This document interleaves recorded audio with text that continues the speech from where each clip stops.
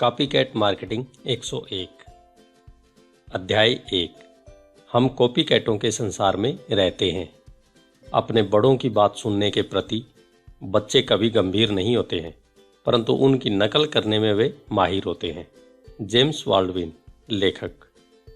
बचपन में मैंने जो पहली किताब पढ़ी वह थी चुटकुलों की पुस्तक, एक जो अभी भी मुझे याद है, जो मुझे और मेरे एक मित्र को परेशान करता था।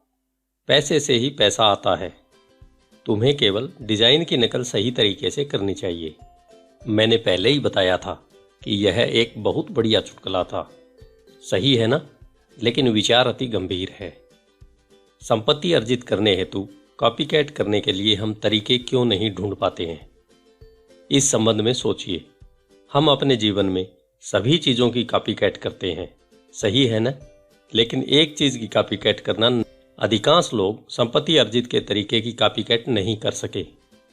यह सत्य है कि हम सब कॉपीकैटिंग में कुशल हैं। हम में से प्रत्येक में विभिन्न योग्यताएं होती है जो हमें एक अलग इंसान बनाती है।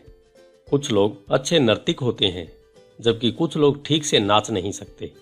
हम में से कुछ अच्छे चित्रकार होते हैं, जबकि औरों को चित्र बनाना एक कठिन काम लगता है।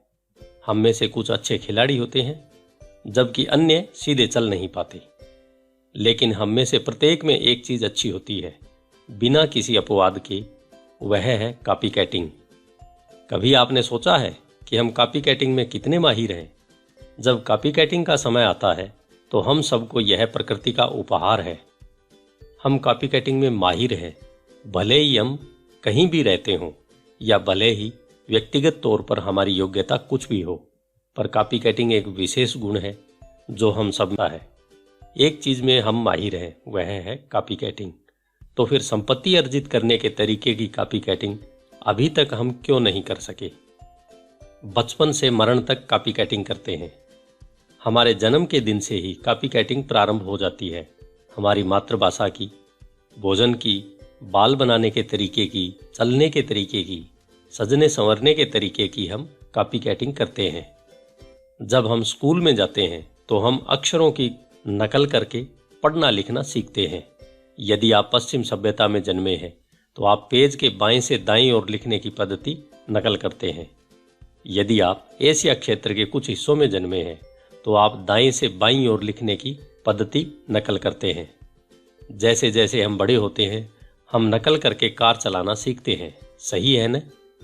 कैसे बैक मिरर देखना चाहिए, मुड़ने का निर्देश वाला सिग्नल होने पर मुड़ना, स्पीड लिमिट के अनुसार ट्रैक्टर है, सही है न? कैसे बैक मिरर देखना चाहिए, मुड़ने का निर्देश वाला सिग्नल होने पर मुड़ना, स्पीड लिमिट के अनुसार ड्राइव करना और आवश्यकता अनुसार रुकना कैसे चाहिए, यह सब हमें हमारा इंस्ट्रक्टर ही बताता है। अपने इंस्ट्रक्टर की कॉपीकैटिंग यानी नकल में हम जितने अच्छे होते हैं उतनी ही आसानी से हम ड्राइविंग टेस्ट पास कर लेते हैं। जैसा देश वैसा भेष। अपने आसपास के लोगों की नकल में हम बहुत अच्छे होते हैं। हमें उस समय आश्चर्य होता है जब हम विभिन्न सभ्यताओं के लोगों को अनुकरण अपने आसपास देखते हैं। मुहावरे का भी यही अर्थ है, जैसा देश वैसा वेश। यह एक सामान्य सी बात है कि विभिन्न सभ्यताओं का हम आदर करते हैं। विशेषकर जब हम किसी दूसरे देश के दौरे पर होते हैं तो हम इस बात का विशेष ध्यान रखते हैं। लेकिन करने की अपेक्षा कहना आसान होता है। अपने आसपास के रिवाजों की एक में हम इतने माहिर होते हैं, और जब हमें यह पता चलता है कि दूसरे हमारे रिवाजों का अनुकरण कर रहे हैं तो हमें आश्चर्य होता है।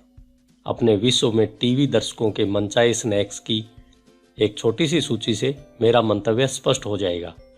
यूनाइटेड स्टेट्स पॉपकॉर्न, चीन chicken feet, Japan tea sandwich, Mexico ear of roasted corn, Bharat mutton sandwich, Korea sun dried squid.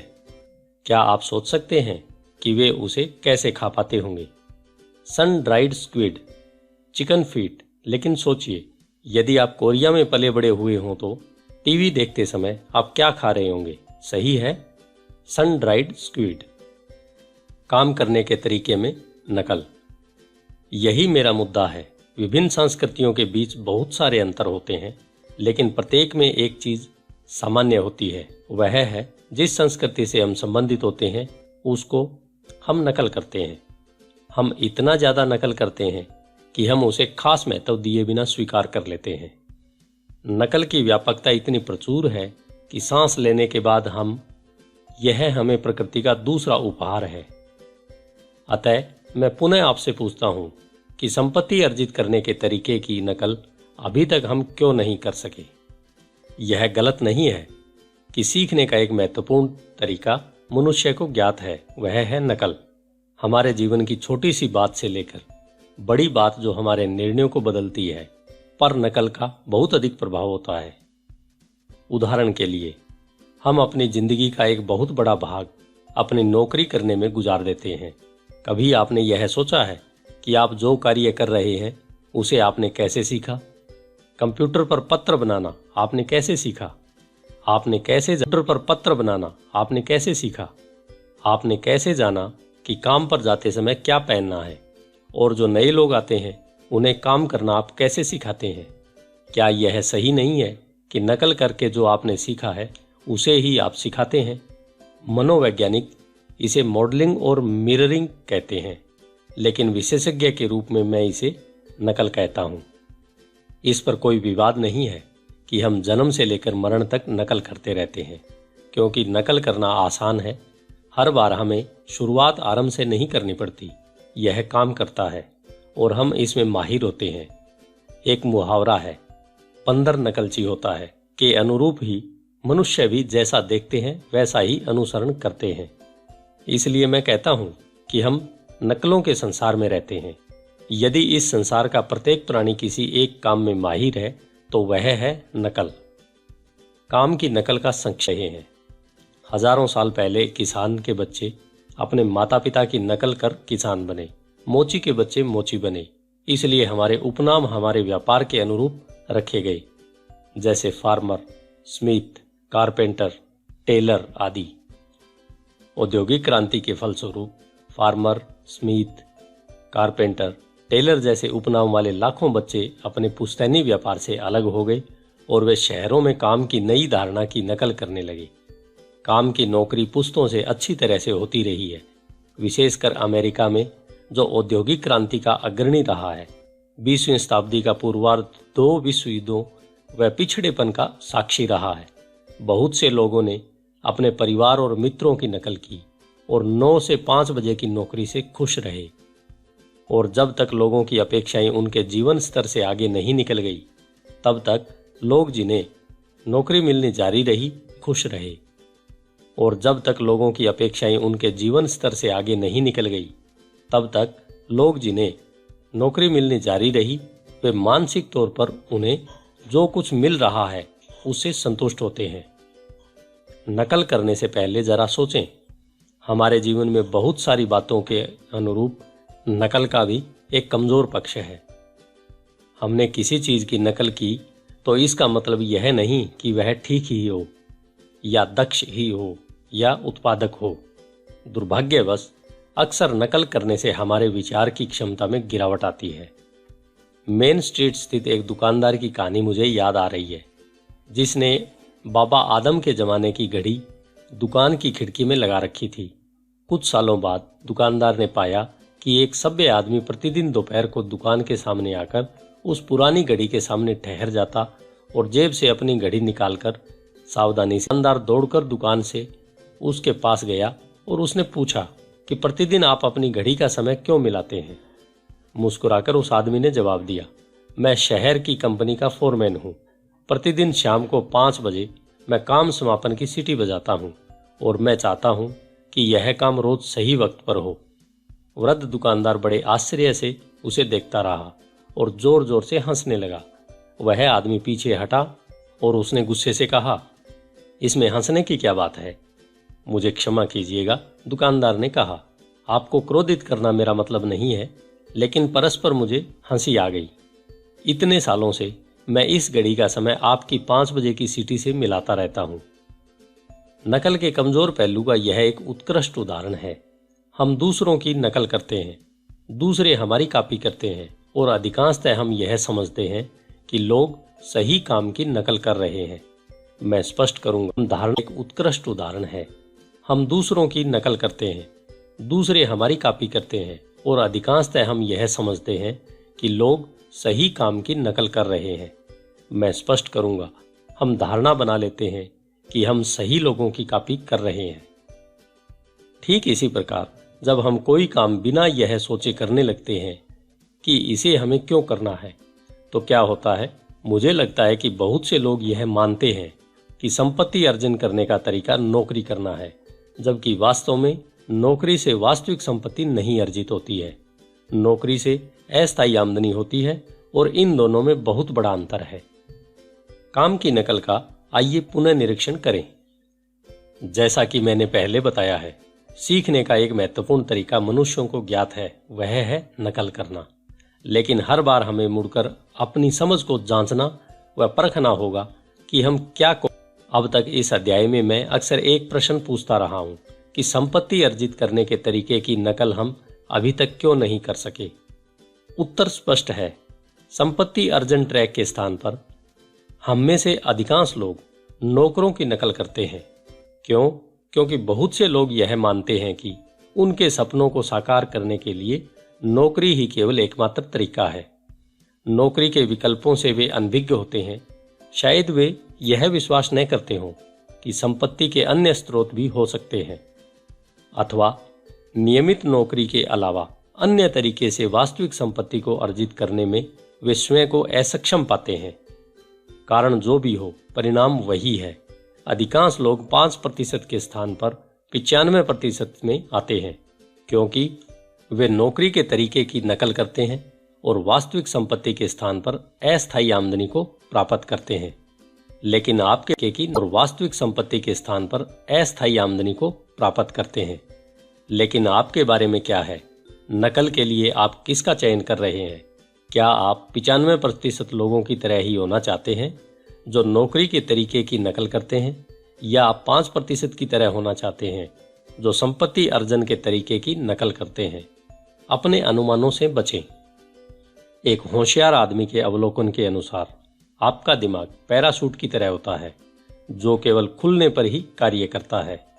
आज पहले की अपेक्षा हमें अपने दिमाग को खुला रखने की जरूरत है और यह जानना है कि नौकरी केवल आय अर्जन का एक जरिया है, न कि संपत्ति अर्जन का। मेरा मानना है कि यदि लोग अपने जीवन में आगे बढ़ने के प्रति गंभीर हैं, उन्हें जो कुछ मिल रहा है उससे संतुष्ट होने की बजाय उन्हें अपने अनुमानों से बचना होगा और संपत्ति अर्जन के वैकल्पिक को खुला रखना होगा। मेरा मानना है कि 95% लोग, अर्थात जो लोग नौकरी लिखे दरवाजे से प्रवेश करते हैं, पुनः उसी स्थान पर पहुंच जाते हैं जहां से वे चले थे। मेरा मानना है कि यदि हम अपने परिणामों को प्राप्त करने तथा 5% में आने के प्रति वास्तव में इच्छुक हैं, तो हमें उन दरवाजों से प्रवेश करना होगा जो संपत्ति अर्जन के हों। अगले अध्याय में हम आमदनी अर्जन और संपत्ति अर्जन के मध्य स्थित अंतर पर गहराई से चर्चा करेंगे और हम सीखेंगे कि पहले की अपेक्षा आज वास्तविक संपत्ति प्राप्त करना क्यों ज्यादा आसान है। अध्याय 2, वास्तविक संपत्ति क्या है? संपत्तिवान होने का क्या अर्थ है? मेरा मतलब वास्तविक संपत्ति से है। निश्चय ही संपत्ति का अर्थ विभिन्न लोगों के लिए विभिन्न चीजों से होगा। इसलिए चीजों को खरीदने की क्षमता होना ही संपत्ति नहीं है, लेकिन यह इसका एक अच्छा पहलू है। मेरे लिए वास्तविक संपत्ति स्वतंत्रता का एक पर्याय है। संपत्ति के संदर्भ में मेरी निजी परिभाषा है और मैं समझता हूं कि संपत्ति के बहुत से लाभों को यह आवृत करती है। आप जो कुछ भी करना चाहते हैं, जब भी करना चाहते हैं, उस हेतु पर्याप्त धन व समय का होना ही संपत्ति है। क्या आप समझते हैं कि बिल गेट्स, जो अरबपति है, माइक्रोसॉफ्ट के मुख्य कार्यकारी अधिकारी के रूप में अपनी नौकरी कर रहे हैं क्योंकि वह वैसा चाहते हैं? मैं समझता हूं कि यह कहना उचित होगा कि वह जो करना चाहते हैं उसके लिए बिल गेट्स ने वास्तविक संपत्ति का अर्जन किया है, न कि केवल आमदनी का। संक्षेप में, स्वतंत्रता ही वास्तविक संपत्ति है। संपत्ति का अर्थ है चयन की स्वतंत्रता ही वास्तविक संपत्ति है। संपत्ति का अर्थ है चयन की स्वतंत्रता। चक फिनी भी बिल गेट्स के साथ आर्थिक बराबरी पर है। विश्व भर में एयरपोर्टों पर सैकड़ों ड्यूटी फ्री दुकानों के संस्थापक के रूप में वे जाने जाते हैं। फिनी अरबपति है? नहीं, वे अरबपति थे। वर्ष 1984 में फिनी ने अपनी 3.5 बिलियन संपत्ति का 95.5% हिस्सा एक धर्मार्थ संस्था को दान दे दिया। आज महत्वपूर्ण कार्यों हेतु वह अपने समय और धन का दान विश्व भर में कर रहे हैं। अपने धन और समय का उपयोग करने की स्वतंत्रता ही वास्तविक संपत्ति है। इसे बिल गेट्स और फिनी दोनों ने समझ लिया था। अधिक संपत्ति अर्जन में गेट्स अपने समय का उपयोग कर रहे हैं, जबकि अपनी संपत्ति को व्यय करने में अपने समय का उपयोग फिनी कर रहे हैं। दो अलग बातों का चयन करने पर भी सदुपयोग करें। अधिकांश लोग समझते हैं कि चीजों को खरीदने के लिए बहुत सारे धन का होना ही वास्तविक संपत्ति है, लेकिन चतुर मनुष्य जानते हैं कि वास्तविक संपत्ति चीजों को खरीदने के लिए क्षमता होना नहीं है, वरना आप क्या करना चाहते हैं उसके लिए ज्यादा समय का होना है। इस विषय में सोचें। जब आप बूढ़े हो चुके होंगे, किसी अस्पताल के बगीचे में बैठे होंगे और आपने अपना जीवन किस तरह से बिताया, इस संदर्भ में विचार कर रहे होंगे, तो आपको सर्वाधिक दुख इस बात का होगा, अत्यधिक महंगा घर खरीद न पाने का, या जब आपके बच्चे छोटे थे तब उनके साथ समय न व्यतीत करने का। आपको सर्वाधिक दुख किस बात का होगा? कार्यालय में पदोन्नति हेतु रात दिन काम न कर पाने का, या अपने माता पिता और मित्रों के साथ समय व्यतीत न कर पाने का, जबकि उनकी चाहत यह रही हो। समय हमारे लिए एक महत्वपूर्ण वस्तु है। स्वर्ण या अपने माता पिता और मित्रों के साथ समय व्यतीत न कर पाने का, जबकि उनकी चाहत यह रही हो। समय हमारे लिए एक महत्वपूर्ण वस्तु है, स्वर्ण से भी ज्यादा कीमती, क्योंकि हर बार यह व्यतीत हो गया जो आप पुनः इसे नहीं पा सकते। यदि आपकी कार तबाह हो जाए तो आप एक नई कार खरीद सकते हैं। गलत निवेश से आर्थिक नुकसान हो जाए तो आप आगे और अधिक धन कमा सकते हैं, लेकिन एक बार बर्बाद हुए समय को आप पुनः नहीं पा सकते। एक बार गया तो हमेशा के लिए गया। एक चीनी मुहावरा इसे अच्छी तरह से स्पष्ट करता है। व्यर्थ में एक क्षण भी बर्बाद करने से बेहतर है कि अपनी सारी संपत्ति खाई में फेंक दो। इसलिए मैं कहता हूं कि आप जो चाहें जब चाहें उसे करने के लिए पर्याप्त धन व समय का होना ही वास्तविक संपत्ति है। बिना किसी शंका के यह स्पष्ट है कि आप अपने समय को कैसे व्यतीत करें। क्या आपने कभी परिश्रम करने वाले डॉक्टर या वकील को $1.5 लाख प्रति वर्ष से ज्यादा कमाते देखा है? वे स्वयं को मकड़ जाल में फंसा पाते हैं। क्या वे वास्तविक संपत्ति का अर्जन कर रहे हैं? संपत्ति अर्जन की मेरी परिभाषा के अनुसार उत्तर है नहीं। मोटी कमाई करने वाले बहुत से पेशेवर लोगों के पास वे जो करना चाहते हैं और जो खरीदना चाहते हैं उनके लिए धन होता है, परंतु बहुतों के पास समय नहीं होता, क्योंकि उन्हें दिन रात अपने कार्य में व्यस्त रहना पड़ता है। वास्तविकता यह है कि अपने जीवन स्तर को बनाए रखने के लिए उन्हें आमदनी करनी होती है।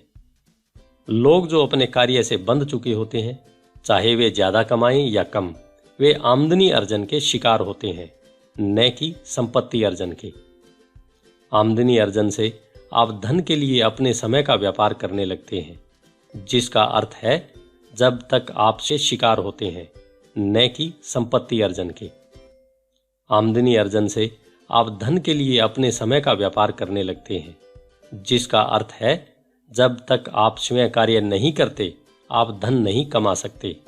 चाहे वह कचरा बीनने वाला हो जो $5.15 प्रति घंटे कमाए, या एक हृदय चिकित्सक हो जो $5,000 प्रति घंटे कमाए। आमदनी अर्जन एक व्यापार हो जाता है जहां समय को धन के लिए बेचा जाता है। आमदनी अर्जन के अनुसार 10 घंटे कार्य करने का मतलब है 10 घंटे का वेतन। दुर्भाग्यवश आमदनी अर्जन एक न खत्म होने वाला व्यापार है। इसलिए मैं आमदनी अर्जन को धन के लिए समय का मकड़जाल कहता हूं।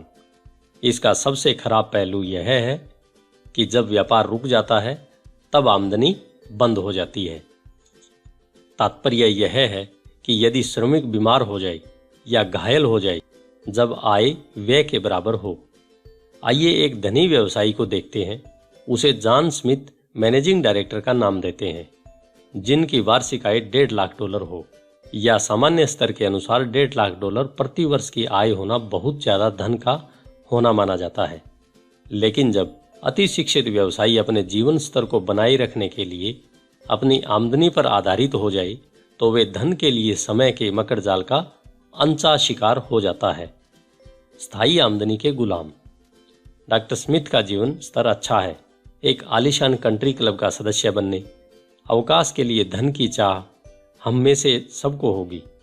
इसी प्रकार डॉक्टर स्मिथ की जीवन शैली में भी शायद यह स्वप्न ही होता, परंतु वे इसके लिए बड़ी राशि खर्च करते हैं क्योंकि उन्होंने इसके लिए अपनी स्वतंत्रता गिरवी रख दी है। आपने देखा डॉक्टर स्मिथ की आय अस्थायी है लेकिन अपनी मृत्यु डाकती है। आपने देखा डॉक्टर स्मिथ की आय अस्थायी है लेकिन अपनी मर्जी के अनुसार आने जाने की स्वतंत्रता उन्हें नहीं है। वे अपने कार्य में बंध गए हैं क्योंकि वे उस जीवन शैली के गुलाम हो गए हैं, इच्छा हो या नहीं। परंतु डॉक्टर स्मिथ को रोज कार्यालय जाना ही पड़ता है।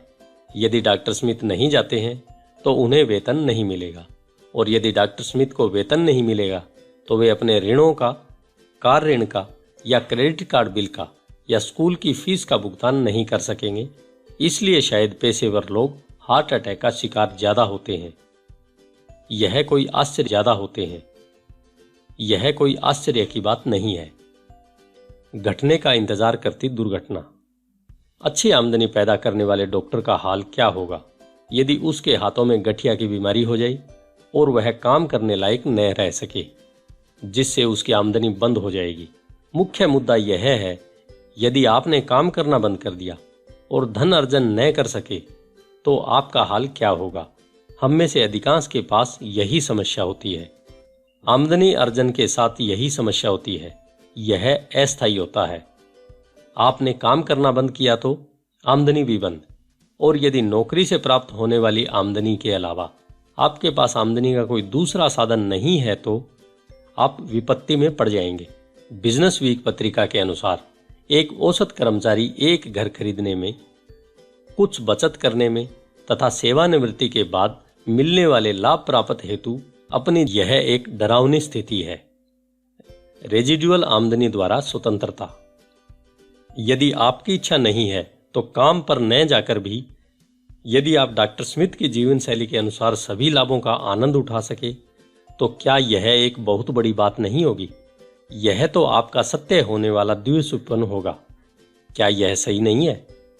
सौभाग्यवश अस्थायी आमदनी के अलावा भी एक प्रकार की आमदनी होती है जिसे रेजिडुअल आमदनी कहा जाता है।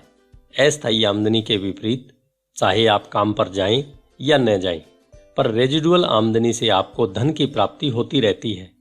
धन के लिए समय के मकड़जाल में रेजिडुअल आमदनी नहीं फंसती क्योंकि यह धन हेतु समय के व्यापार पर निर्भर नहीं है। रेजिडुअल आमदनी कैसे अर्जित होती है, इसके लिए एक दूसरे पेशेवर व्यक्ति का उदाहरण हमें देखना होगा। उसे हम जो जोन्स CPA के नाम से पुकारेंगे। अच्छे व्यापार पर निर्भर नहीं है। रेजिडुअल आमदनी कैसे अर्जित होती है, इसके लिए एक दूसरे पेशेवर व्यक्ति का उदाहरण हमें देखना होगा। उसे हम जो जोन्स CPA के नाम से पुकारेंगे।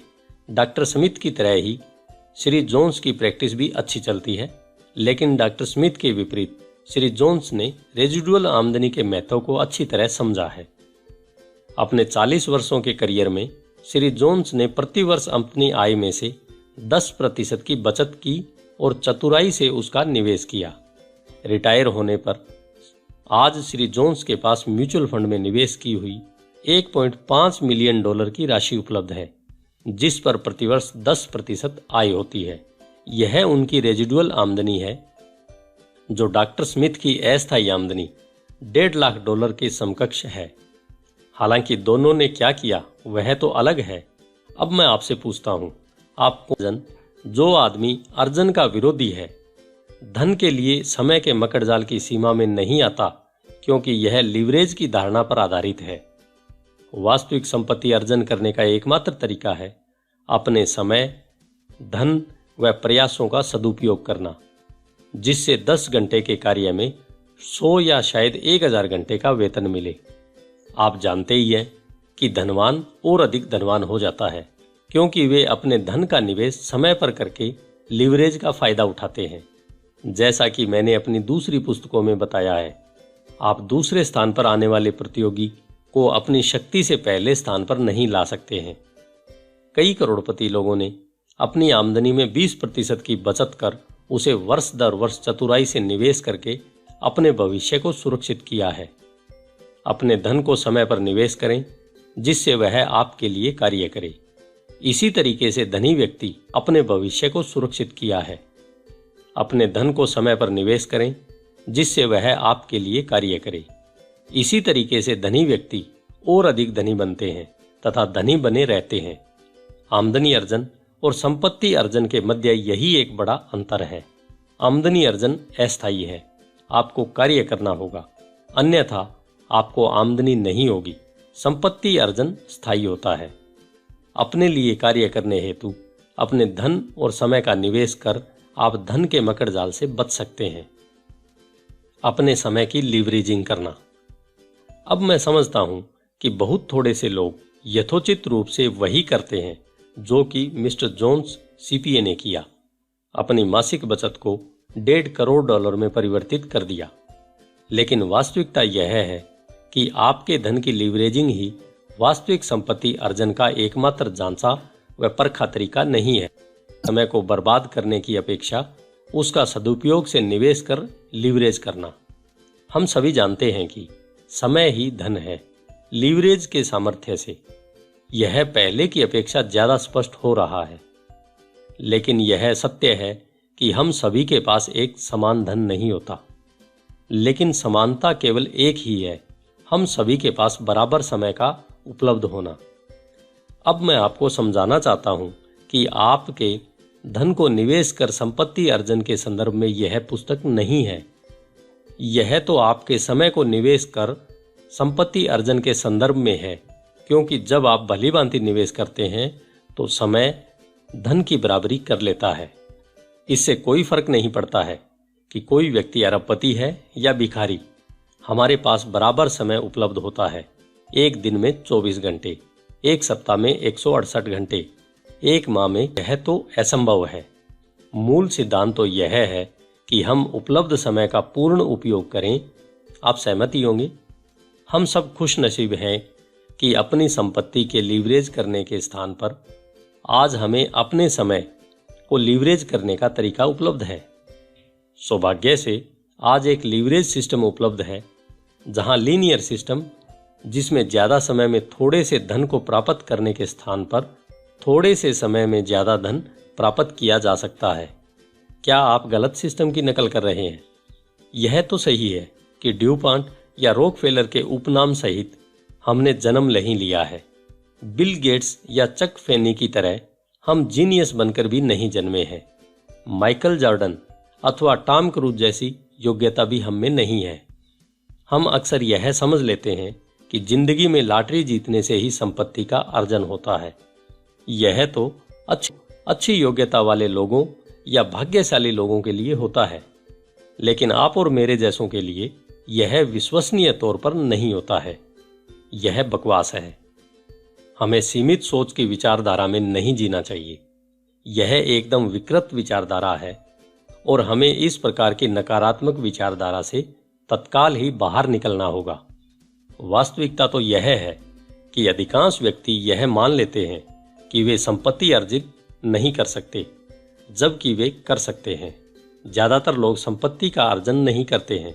इसका कारण यह है कि संपत्ति अर्जन के सिस्टम की नकल करने के बारे में उन्हें कभी बताया ही नहीं गया होता है। तात्पर्य यह है कि हम में से बहुत से लोग गलत प्लान की नकल करते रहे हैं। संपत्ति अर्जन के लिए कॉपी करने के लिए मॉडल का पता नहीं होने से जो दूसरे करते हैं हम भी उसी की कॉपी करने लगते हैं। हम नहीं होने से जो दूसरे करते हैं हम भी उसी की कॉपी करने लगते हैं। हम नौकरी करने लगते हैं। ज्यादा लोग जो करते हैं वही हम करने लगते हैं और परिणाम स्वरूप हम भी वही अर्जन करते हैं जो दूसरे करते हैं। मैं नौकरी को दोष नहीं दे रहा हूं, कृपया यह समझ लीजिए कि मैं नौकरियों पर प्रहार नहीं कर रहा हूं, वरना नौकरी से प्राप्त परिणामों को दोष दे रहा हूं। यदि नौकरियां वास्तविक संपत्ति को निर्मित करती तो नौकरी करना अच्छा है, यह राय देने वाला मैं पहला व्यक्ति होता, लेकिन ऐसा है नहीं, केवल वास्तविकता का भ्रम है। नकल एक्सपोनेंशियल ग्रोथ है, न कि लीनियर ग्रोथ। सत्य यह है कि जब तक आप आय अर्जन के सिस्टम की नकल करेंगे तब तक आप वास्तविक संपत्ति का अर्जन नहीं कर सकेंगे, क्योंकि यह लीनियर ग्रोथ पर आधारित है। जो लीवरेज्ड ग्रोथ चर्चा करेंगे और चर्चा करेंगे कि यदि हम वास्तविक संपत्ति का अर्जन कर पूर्णतः चिंता मुक्त होना चाहते हैं तो हमें लीवरेज सिस्टम की नकल करना प्रारंभ करनी होगी। अध्याय 3, लीनियर ग्रोथ, धन के लिए समय का व्यापार। मैं अपने सेमिनारों में लोगों से कहता हूं कि अधिकांश वर्कर 40-40-40 प्लान पर काम करते हैं, अर्थात वे सप्ताह में 40 घंटे कार्य करते हैं और 40 वर्षों तक करते हैं, और जब वे रिटायर होते हैं तो वे रिटायरमेंट डिनर पाते हैं। साथ ही उन्हें मिलती है $40 की एक घड़ी। लेकिन बहुत तेजी से बदलने वाले इस संसार में 40-40-40 प्लान की उपयोगिता समाप्त हो चुकी है। हम में से अधिकांश आज 50-50-50-50 प्लान पर काम करते हैं। आज हम सप्ताह में 50 घंटे काम करते हैं, वर्ष में 50 सप्ताह काम करते हैं। 50 वर्ष से अधिकांश आज 50-50-50-50 प्लान पर काम करते हैं। आज हम सप्ताह में 50 घंटे काम करते हैं, वर्ष में 50 सप्ताह काम करते हैं, 50 वर्षों तक करते हैं, और जब रिटायर होते हैं तो आज प्राप्त हो रहे धन, जिससे कि गुजारा नहीं होता, के स्थान पर 50% को प्राप्त करते हैं। धन के लिए समय की ट्रेडमिल 50-50-50-50 का प्लान आमदनी अर्जन का एक बेहतरीन उदाहरण है, क्योंकि यह लीनियर ग्रोथ पर आधारित है। लीनियर ग्रोथ की गणना करने का गणित बहुत ही आसान है। H घंटे का वेतन, XN कार्यकृत घंटों की संख्या बराबर I आमदनी लीनियर की परिभाषा है। निवेश की समानुपाती प्राप्त आय होती है। कहावत है, जो बोएंगे वही काटेंगे, न कम न ज्यादा। लीनियर आय ग्रोथ में समय का एक यूनिट धन के एक यूनिट के बराबर होता है। कितना ग्रोथ अच्छी लगती है, इससे उन्हें लाभ होता है जिन्हें प्रति घंटा वेतन ज्यादा मिलता हो और जो ज्यादा घंटे काम करने के लिए तत्पर हो। लेकिन लीनियर ग्रोथ आधार पर आमदनी करने वाले वर्कर की समस्या यह है कि उनकी आय हमेशा बंधी रहती है, चाहे वे प्रति घंटा कितना ही अधिक क्यों न कमाते हों। पेंटर और पेशेवर। लीनियर ग्रोथ की सीमाओं से अवगत कराने के लिए हम यहाँ एक उदाहरण देखेंगे। अलग अलग पेशों से संबंध मेरे दो मित्र हैं, एक पेंटर, दूसरा डॉक्टर। पेंटर का नाम है गैरी। क्लियर वाटर, फ्लोरिडा में मेरे निवास के समीप ही उसका पेंटिंग और वॉलपेपर का छोटा सा व्यवसाय है। गैरी बहुत मेहनती है। बहुत सुबह काम शुरू कर देर रात तक वह काम करता रहता है। साप्ताहिक छुट्टियों में भी वह काम करता है। जब गैरी किसी काम के लिए टेंडर भरता है तो वह अपने कार्य का रेट $12 के हिसाब से लगाता है, लेकिन यात्रा सता रहता है। साप्ताहिक छुट्टियों में भी वह काम करता है। जब गैरी किसी काम के लिए टेंडर भरता है तो वह अपने कार्य का रेट $12 के हिसाब से लगाता है, लेकिन यात्रा समय, हार्डवेयर दुकान के चक्कर और ऐसे अन्य का हिसाब लगाने पर वह रेट $10 होता है। यदि गैरी को प्रतिदिन 10 घंटे काम मिले, सप्ताह में 6 दिन काम मिले, तो वह वर्ष में नियमानुसार आय अर्जित करेगा। $10 प्रति घंटे, 60 घंटे प्रति सप्ताह बराबर $600 प्रति सप्ताह, और 50 सप्ताह प्रति वर्ष बराबर $30,000 प्रति वर्ष। अब $30,000 प्रति वर्ष की आय कुछ कम नहीं होती। बहुत सारे लोग $30,000 प्रति वर्ष कमाना चाहते होंगे, लेकिन गैरी के लिए यह उसी वर्ष में संभव होगा जब एक के बाद एक काम मिलता जाए। लेकिन इसके लिए गैरी ने क्या मूल्य अदा किया, यह देखिए। अपने बच्चों, सबसे खराब पहलू यह है कि अपने किए गए कार्य के लिए गैरी को केवल एक बार ही भुगतान मिलेगा। इसका मतलब यह है कि एक बार अंतिम चेक मिल जाने के बाद वह पुनः धन के लिए समय की ट्रेडमिल में आ जाता है। पेशेवर लोग भी ऊंचे दामों पर घर रंगने वाले पेंटरों से ज्यादा अलग नहीं होते। आइए हम अब पुनः जॉन स्मिथ एमडी से मिलें, जो अपनी मेडिकल प्रैक्टिस से वर्ष के दौरान $1.5 लाख की कमाई करते हैं। डॉक्टर स्मिथ एक जर्नल प्रैक्टिशनर है जिनकी निजी प्रैक्टिस है। उनके 4 पूर्णकालिक कर्मचारियों में से 2 रिटायर्ड नर्सें हैं, परंतु डॉक्टर स्मिथ को मरीज स्वयं देखने पड़ते हैं। अतः वह दिन में 8 घंटे काम करते हैं, सप्ताह में 6 दिन रोगियों को देखते हैं। उसके बाद प्रतिदिन 2 घंटे कागजी कार्रवाई पूरी करते हैं और प्रत्येक महीने के 2 रविवार व्यापारिक मामलों पर व्यतीत करते हैं। आमदनी को बढ़ाने के लिए डॉक्टर ने बच्चों एक ही रास्ता है, वह है अपने काम के घंटों को बढ़ाना। लेकिन वे तो अभी ही प्रतिदिन 10 घंटे काम करते हैं और जब वे घर लौटते हैं तो वे पूरी तरह से थके होते हैं। अपने बच्चों को होमवर्क कराने या बच्चे का खेल देखने के लिए भी वे नहीं जा पाते। मतलब यह है कि वे कार्य घंटे नहीं बढ़ा सकते। अपने काम का गुलाम। यह सही है कि डॉक्टर स्मिथ बहुत अधिक धन कमाते हैं, अपने काम के गुलाम हैं। वे इसमें अपने आप को जकड़ा पाते हैं, हतोत्साहित, गुस्सैल और दुखी हैं, लेकिन उन्हें मालूम नहीं है कि क्या करना चाहिए। अतः वे रोजाना इसी कार्यक्रम को दोहराते हैं। धन के लिए समय का व्यापार और आशा करते हैं कि भविष्य कुछ सुनहरा होगा, पर वे यह भी जानते हैं कि ऐसा कुछ नहीं होगा।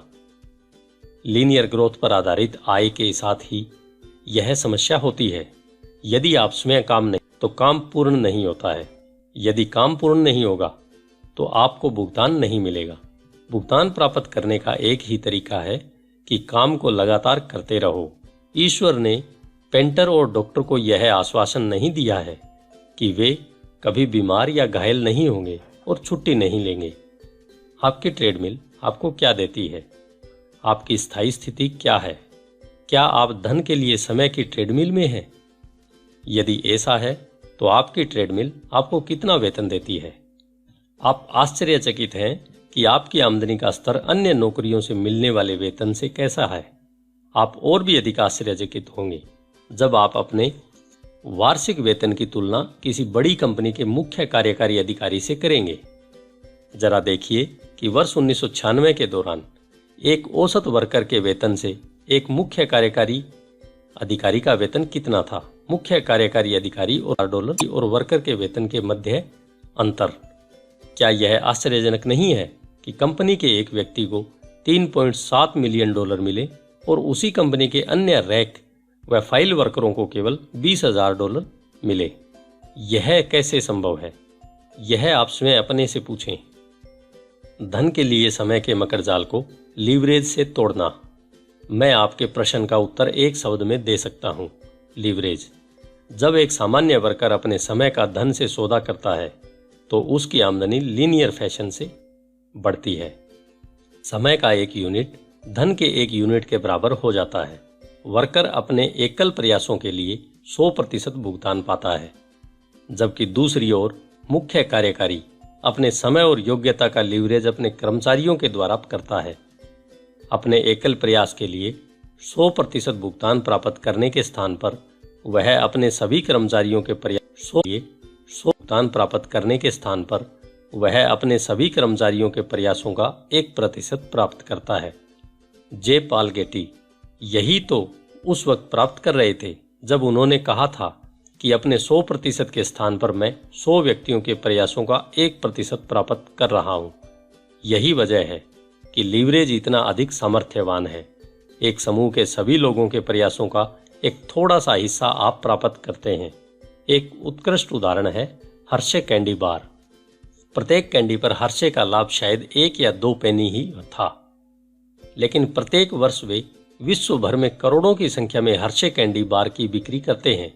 इसी वजह से हर्शे कैंडी बार के निर्माता मार्स इन प्रतिवर्ष 1 बिलियन से ज्यादा का लाभ कमाते हैं। यही कारण है कि हर्शे के मुख्य कार्यकारी इतनी तनख्वाह पाते हैं। सन्यासी और आरी। लीवरेज की धारणा। ये पहाड़ों में स्थित अपनी गुफा में से बाहर निकल स्थानीय हार्डवेयर स्टोर में गया। मैं अपनी गुफा छोड़ रहा हूं और अपने लिए एक नई गुफा बनाना चाहता हूं, सन्यासी ने युवा सेल्स क्लर्क से कहा। तुम्हारे पास जो सबसे अच्छी आरी है वह मुझे चाहिए, उसकी कीमत की फिक्र न करो। युवा सेल्स क्लर्क गोदाम में गया और एक नई चमचमाती यांत्रिक आरी ले आया। बाजार में उपलब्ध यह सबसे अच्छी आरी है। सेल्स क्लर्क विश्वास से बोला, यह पेड़ों को ठीक उसी तरह काट देगी जैसे चाकू मक्खन को। मेरी गारंटी है कि यह 1 महीने के काम को 1 दिन में कर देगा, अन्यथा आपके पैसे मैं अपने वेतन से वापस कर दूंगा। उत्साही सन्यासी ने क्लर्क को भुगतान किया और नई चमचमाती आरी लेकर पुनः पहाड़ों की ओर चल दिया। ठीक 1 महीने बाद जब क्लर्क शेल्फ पर सामान लगा रहा था, उसने गुस्से से भरी हुई सन्यासी की आवाज सुनी। अरे, नई चमचमाती आरी लेकर पुनः पहाड़ों की ओर चल दिया। ठीक 1 महीने बाद जब क्लर्क शेल्फ पर सामान लगा रहा था, उसने गुस्से से भरी हुई सन्यासी की आवाज सुनी। अरे सुनो, मैं इस आरी को वापस करने आया हूं और मुझे अपने पैसे वापस चाहिए, जैसा कि तुमने आश्वासन दिया था।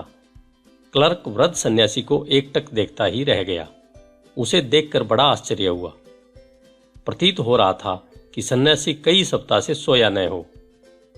उसने कपड़े फटे हुए और खून व पसीने से सन थे।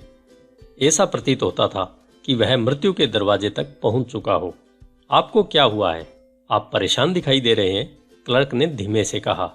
उस वृद्ध सन्यासी ने अपनी सारी ताकत लगाकर उस आरी को उठाकर काउंटर पर रखा और कहा, क्या यही बेकार आरी तुमने मुझे बेची थी? तुमने कहा था कि 1 महीने का काम 1 दिन में यह आरी कर देगी। मैं इस यंत्र का उपयोग शीघ्र ही मांगी और कहा, निश्चय ही जबान होती है। मुझे कृपया इस आरी को एक बार देख लेने दीजिए, हो सकता है कि मैं बता सकूं कहां गलती हुई है। क्लर्क ने आंतरिक आरी की रस्सी को शीघ्रता से खींचा और वह आरी जोर से आवाज करते खुल गई। वह सन्यासी काउंटर से एकदम डरकर पीछे हटा, जैसे उसके शरीर में जान ही न रह गई हो। आवाज करती हुई आरी को देखते हुए वह चिल्लाया, यह आवाज कैसी है? लीवरेज के संबंध में सीख। यांत्रिक आरी को बिना खोले हुए ही पेड़ को काटने के बाबत क्या आप सोच सकते हैं? इसमें कोई आश्चर्य नहीं है कि सन्यासी ठगा सा रह गया। इस कहानी का संकेत यह है कि लीवरेज एक उपयोगी औजार है, लेकिन उसी समय जब हम उसका सही उपयोग करें। निश्चय ही समय और प्रयासों के लीवरेज के लिए यांत्रिक आरी एक महत्वपूर्ण औजार है। आपने किसी बड़े पेड़ की बड़ी शाखा को सामान्य आरे से काटा होगा। इनकी विडम्बना का सही उपयोग करें। निश्चय ही समय और प्रयासों के लीवरेज के लिए यांत्रिक आरी एक महत्वपूर्ण औजार है।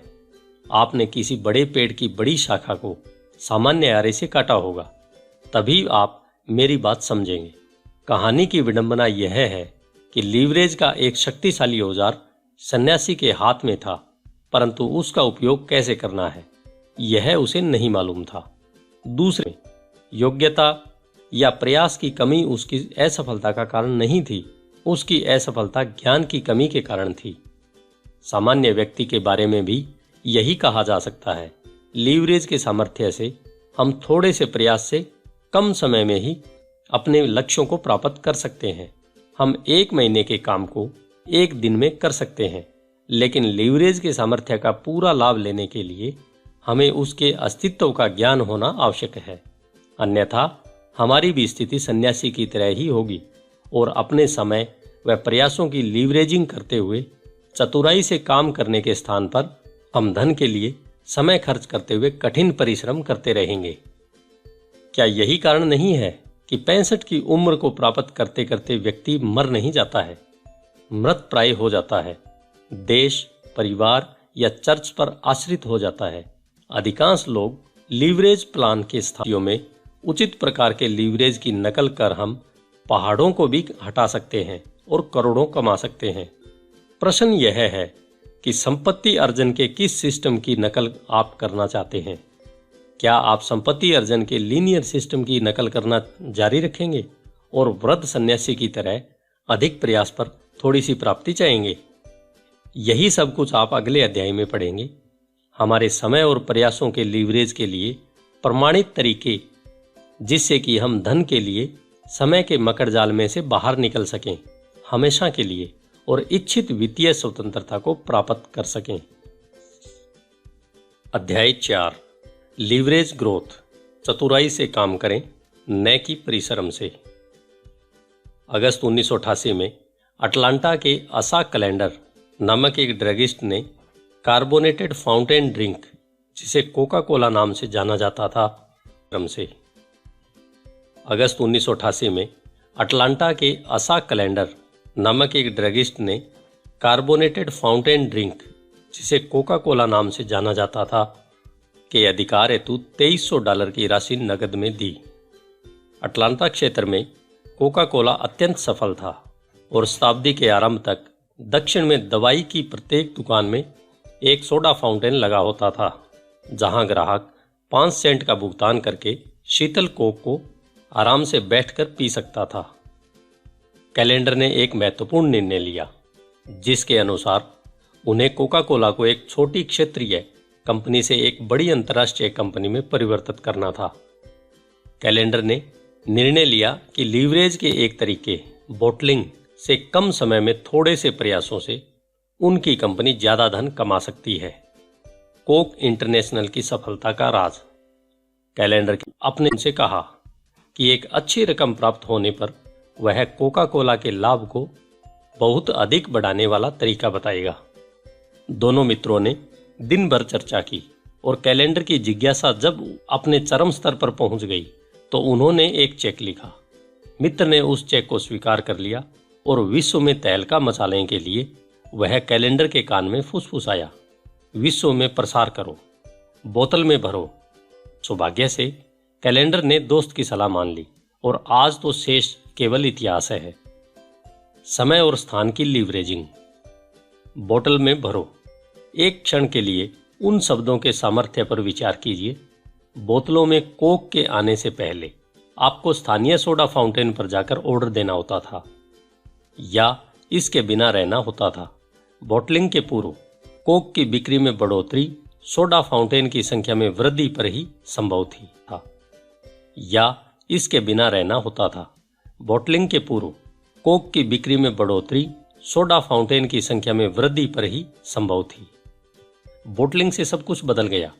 कोक का आनंद लेने के लिए अब ग्राहक को सोडा फाउंटेन तक जाने की जरूरत नहीं थी, क्योंकि वास्तविकता यह है कि जब ग्राहक कोक के 6 पैक घर ले जाता है तो वह अपने साथ सोडा फाउंटेन ही घर ले आता है। परिणाम स्वरूप आज विश्व भर में कोई भी दिन या रात किसी भी समय ताजगी देने वाले ड्रिंक कोका कोला का आनंद ले सकता है। यह इसलिए संभव हुआ क्योंकि कोका कोला कंपनी के पास अपने उत्पाद की बॉटलिंग करने के लिए स्थान, प्रयास और समय के लीवरेज का प्रयोग करने की स्वतंत्रता थी। लीवरेज क्या है? लीवरेज का मूल शब्द है लीवर, जो फ्रेंच के पुराने शब्द जिसका अर्थ है आसान करना से आए। कुछ लीवर या उपकरणों का चतुराई से उपयोग करने से कठिन कार्य भी कम समय में थोड़े से प्रयास से किया जा सकता है, इस प्रकार उन्हें आसान करके। लीवरेज का उपयोग किए बिना कार के इंजन को बदलने में लगने वाले प्रयास की कल्पना कीजिए। आपकी कार के इंजन को उठाने के लिए कितने सुदृढ़ व्यक्तियों की आवश्यकता होगी? 5, 10 या इससे अधिक? जरा सोचिए, आपका लोकल कार मैकेनिक इस बात को बड़ी सरलता से कम समय और थोड़े से प्रयास से करता है। पहले वह इंजन के ऊपर ऑयल लगी हाइस्ट को लाएगा और फिर रस्सियों से इंजन को बांधेगा, फिर इसे विद्युत शक्ति से चलने वाली मोटर से कनेक्ट करेगा। केवल एक बटन दबाते ही इंजन कुछ ही सेकंड में बाहर निकल आएगा। यही लीवरेज का सामर्थ्य है। समय, प्रयास और धन का चरम उपयोग कर यह उत्पादकता को बढ़ा देता है। लीवरेज का उपयोग चरम उपयोग कर यह उत्पादकता को बढ़ा देता है। लीवरेज का उपयोग कॉरपोरेशन कैसे करते हैं?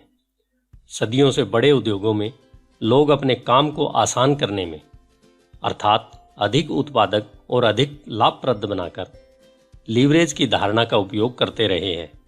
वास्तव में उत्पादकता को यही बढ़ाता है।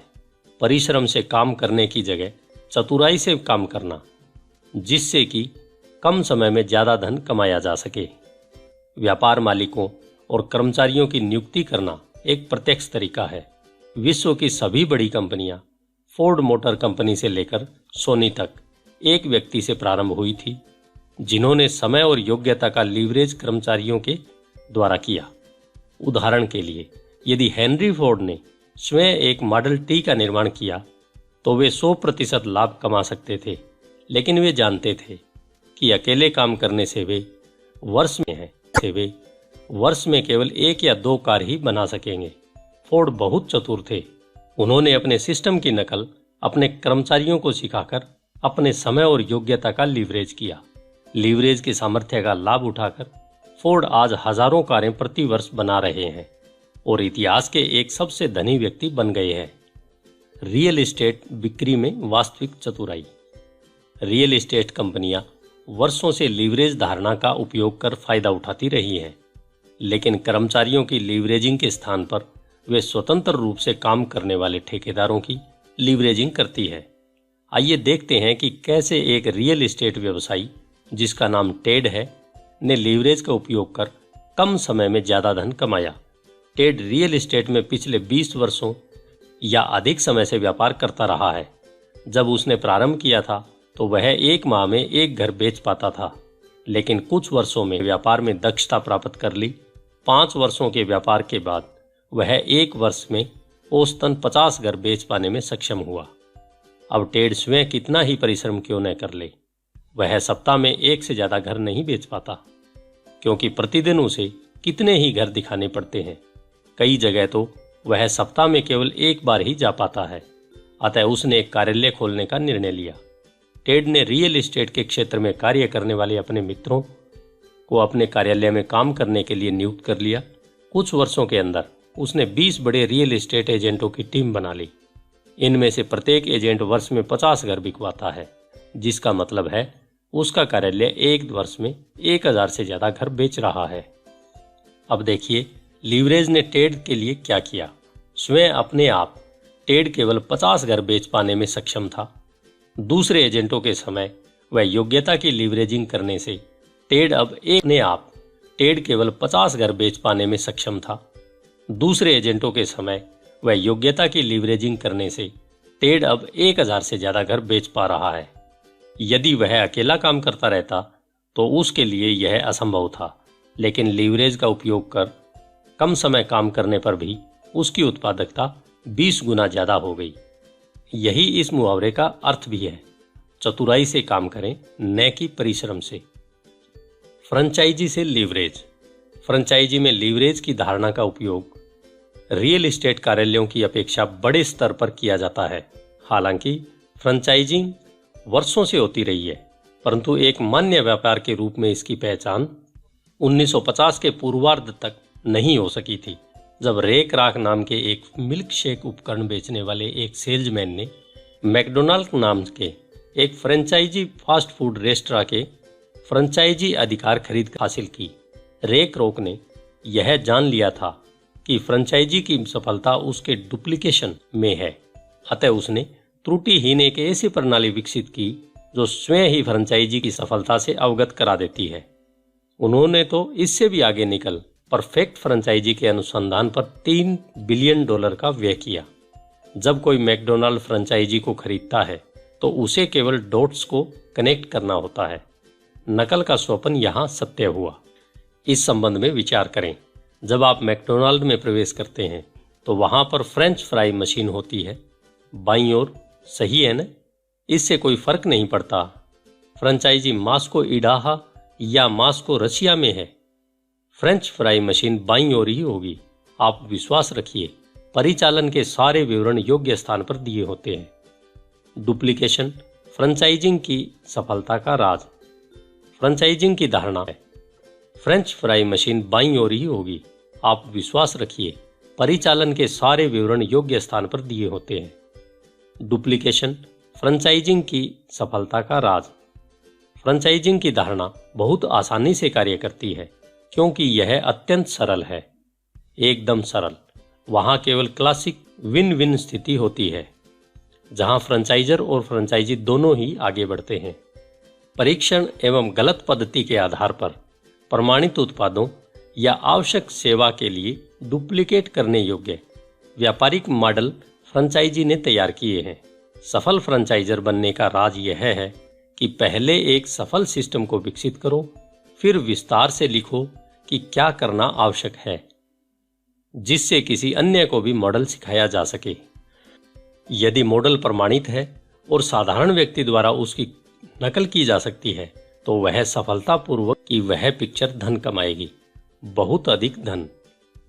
तथापि आप टॉम क्रूज उत्पाद को फ्रेंचाइजी नहीं कर सकते क्योंकि वह डुप्लीकेबल नहीं है। एक औसत व्यक्ति टॉम क्रूज की नकल कर वैसे ही परिणाम प्राप्त नहीं कर सकता। यही कारण है कि आप सृजनशील चीजों की फ्रेंचाइजिंग नहीं कर सकते, जैसे बहुत ज्यादा बिकने वाली किताब को लिखना या हिट गीत को गा सकना। वे स्टार फैक्टर पर आधारित होते हैं, वे निराले होते हैं और उनकी नकल नहीं की जा सकती। कुछ उत्पाद और व्यापार हालांकि बहुत आसानी से डुप्लीकेबल होते हैं। पिज़्ज़ा इसका एक अच्छा उदाहरण है। इसके घटक बहुतायत में मिलते हैं और ज़्यादा खर्चीले भी नहीं है। एक परफेक्ट उत्पाद बनाने में केवल कुछ ही मिनट लगते हैं और कोई भी व्यक्ति जिसने हाई स्कूल तक की शिक्षा प्राप्त की है और उसमें आगे बढ़ने की तमन्ना है तो वह पिज़्ज़ा हट या डोमिनोज के फ्रेंचाइजी मॉडल के प्रारंभ हीरो। क्या समय और धन की लीवरेजिंग डुप्लीकेशन द्वारा करना कारगर है? इस प्रश्न का उत्तर प्राप्त करने के लिए आपको पिछले 50 वर्षों में फ्रेंचाइजिंग के विकास पर एक नज़र डालनी होगी। जब रे क्रूक ने अपने परिचालनों का डुप्लीकेशन प्रारंभ किया तो बहुत से लोगों ने फ्रेंचाइजी को एक स्कैम समझा। यूनाइटेड स्टेट्स की कांग्रेस ने भी कानूनन इसे समाप्त करना चाहा। फ्रेंचाइजी की अवधारणा ने अपने प्रारंभ से लगभग 180 डिग्री का घुमाव ले लिया है। विशेषज्ञों का अनुमान है कि अमेरिका में वस्तुओं और सेवाओं का वितरण 34% से 60% तक फ्रेंचाइजी के द्वारा होता है और प्रमाणित फ्रेंचाइजी के आधार पर नकल करने के कारण निवेशकर्ता करोड़ों डॉलर का भुगतान कर रहे हैं। फ्रेंचाइजी सिद्धांत की सफलता के पीछे नकल के द्वारा डुप्लीकेशन की अवधारणा है। तथापि फ्रेंचाइजी का कमजोर पहलू सफलता के पीछे नकल के द्वारा डुप्लीकेशन की अवधारणा है। तथापि फ्रेंचाइजी का कमजोर पहलू है उसे प्रारंभ करने की लागत।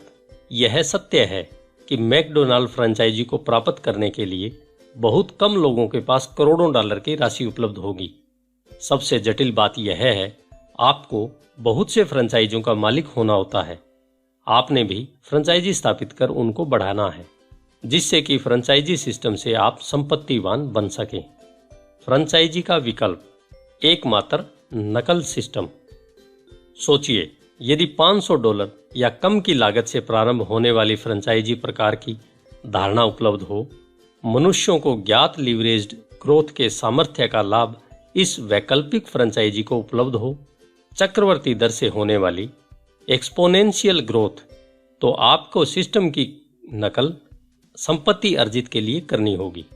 व्यक्तियों द्वारा संपत्ति निर्माण के सिस्टम की नकल करने का तरीका आज एक सर्वसाधारण व्यक्ति को उपलब्ध है। आज ऐसे तरीके उपलब्ध हैं जिनके अनुसार 1000 बार किए गए काम के लिए एक बार भुगतान प्राप्त करने के स्थान पर एक बार किए गए काम के लिए आप 1000 गुना भुगतान पा सकते हैं। आने वाले पृष्ठों में आप एक्सपोनेंशियल ग्रोथ के बारे में पढ़ेंगे जो संपत्ति अर्जन का एक प्रमाणित सिस्टम है तथा आप और मेरे जैसे औसत व्यक्ति जिसकी कॉपीराइट कर सकते हैं। आप पढ़ेंगे कि आज आमदनी करने के उपलब्ध दूसरे सिस्टम की अपेक्षा कैसे एक्सपोनेंशियल ग्रोथ और फ्रेंचाइजी की धारणा कम समय में अधिक व्यक्तिगत संपत्ति अर्जन का सामर्थ्य आपको प्रदान करती है। अध्याय 5 एक्सपोनेंशियल ग्रोथ, किस्मत बनाने का फार्मूला। ओसेला मैककार्टी नाम की एक 88 वर्षीय धोबन महिला की कहानी से इस अध्याय को प्रारंभ कर रहा हूं। संपत्ति अर्जन के लीवरेज के सामर्थ्यवान लोकतांत्रिक तरीके पर यह कहानी है। इसे चक्रवर्ती कहा जाता है और कंगाल को राजा बना देने का सामर्थ्य इसमें है। परिश्रमी जीवन। ओसेला मैककार्टी ने अत्यंत परिश्रमी जीवन जिया। पड़ोसियों के कपड़े धोने और प्रेस करने में 8 वर्ष की उम्र से ही उसे अपनी मां की मदद करनी पड़ी। 70 वर्ष के बाद भी ओसेला एक धोबन के रूप में काम कर रही है।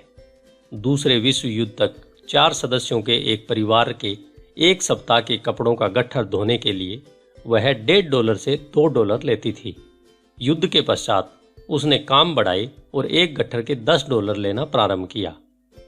बहुत अच्छा काम मिला हो तथा प्रतिदिन 10 घंटे के हिसाब से सप्ताह के 6 दिन काम करने पर अच्छा काम मिला हो तथा प्रतिदिन 10 घंटे के हिसाब से सप्ताह के 6 दिन काम करने पर भी ओसेला किसी वर्ष में $9,000 से ज्यादा नहीं कमा सकी।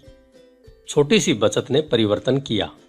40 वर्ष की उम्र होने के बाद ही ओसेला के लिए बचत कर पाना संभव हुआ।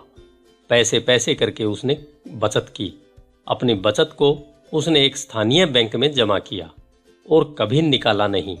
समय की गति के अनुसार उसकी बचत बढ़ती रही तथा इस बचत पर ब्याज और मूल दोनों में वृद्धि होती रही।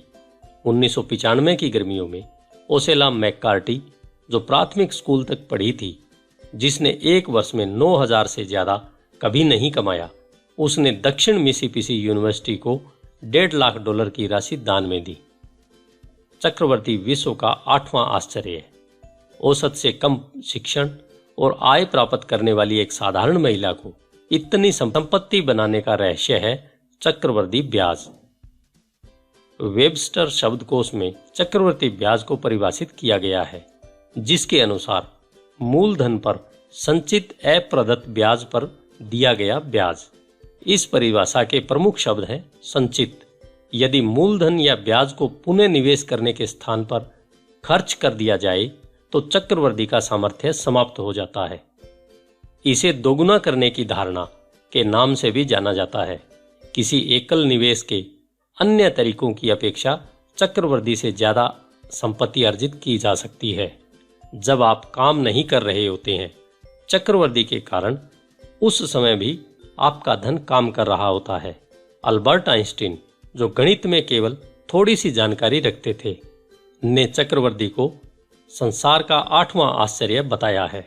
वास्तव में संपत्ति अर्जन करने का संसार, जो गणित में केवल थोड़ी सी जानकारी रखते थे, ने चक्रवर्ती को संसार का 8वां आश्चर्य बताया है। वास्तव में संपत्ति अर्जन करने का सिद्धांत चक्रवर्ती है, जो वॉल स्ट्रीट और बैंकिंग उद्योग को चलाता है। एक्सपोनेंशियल ग्रोथ बराबर एक्सप्लोसिव ग्रोथ।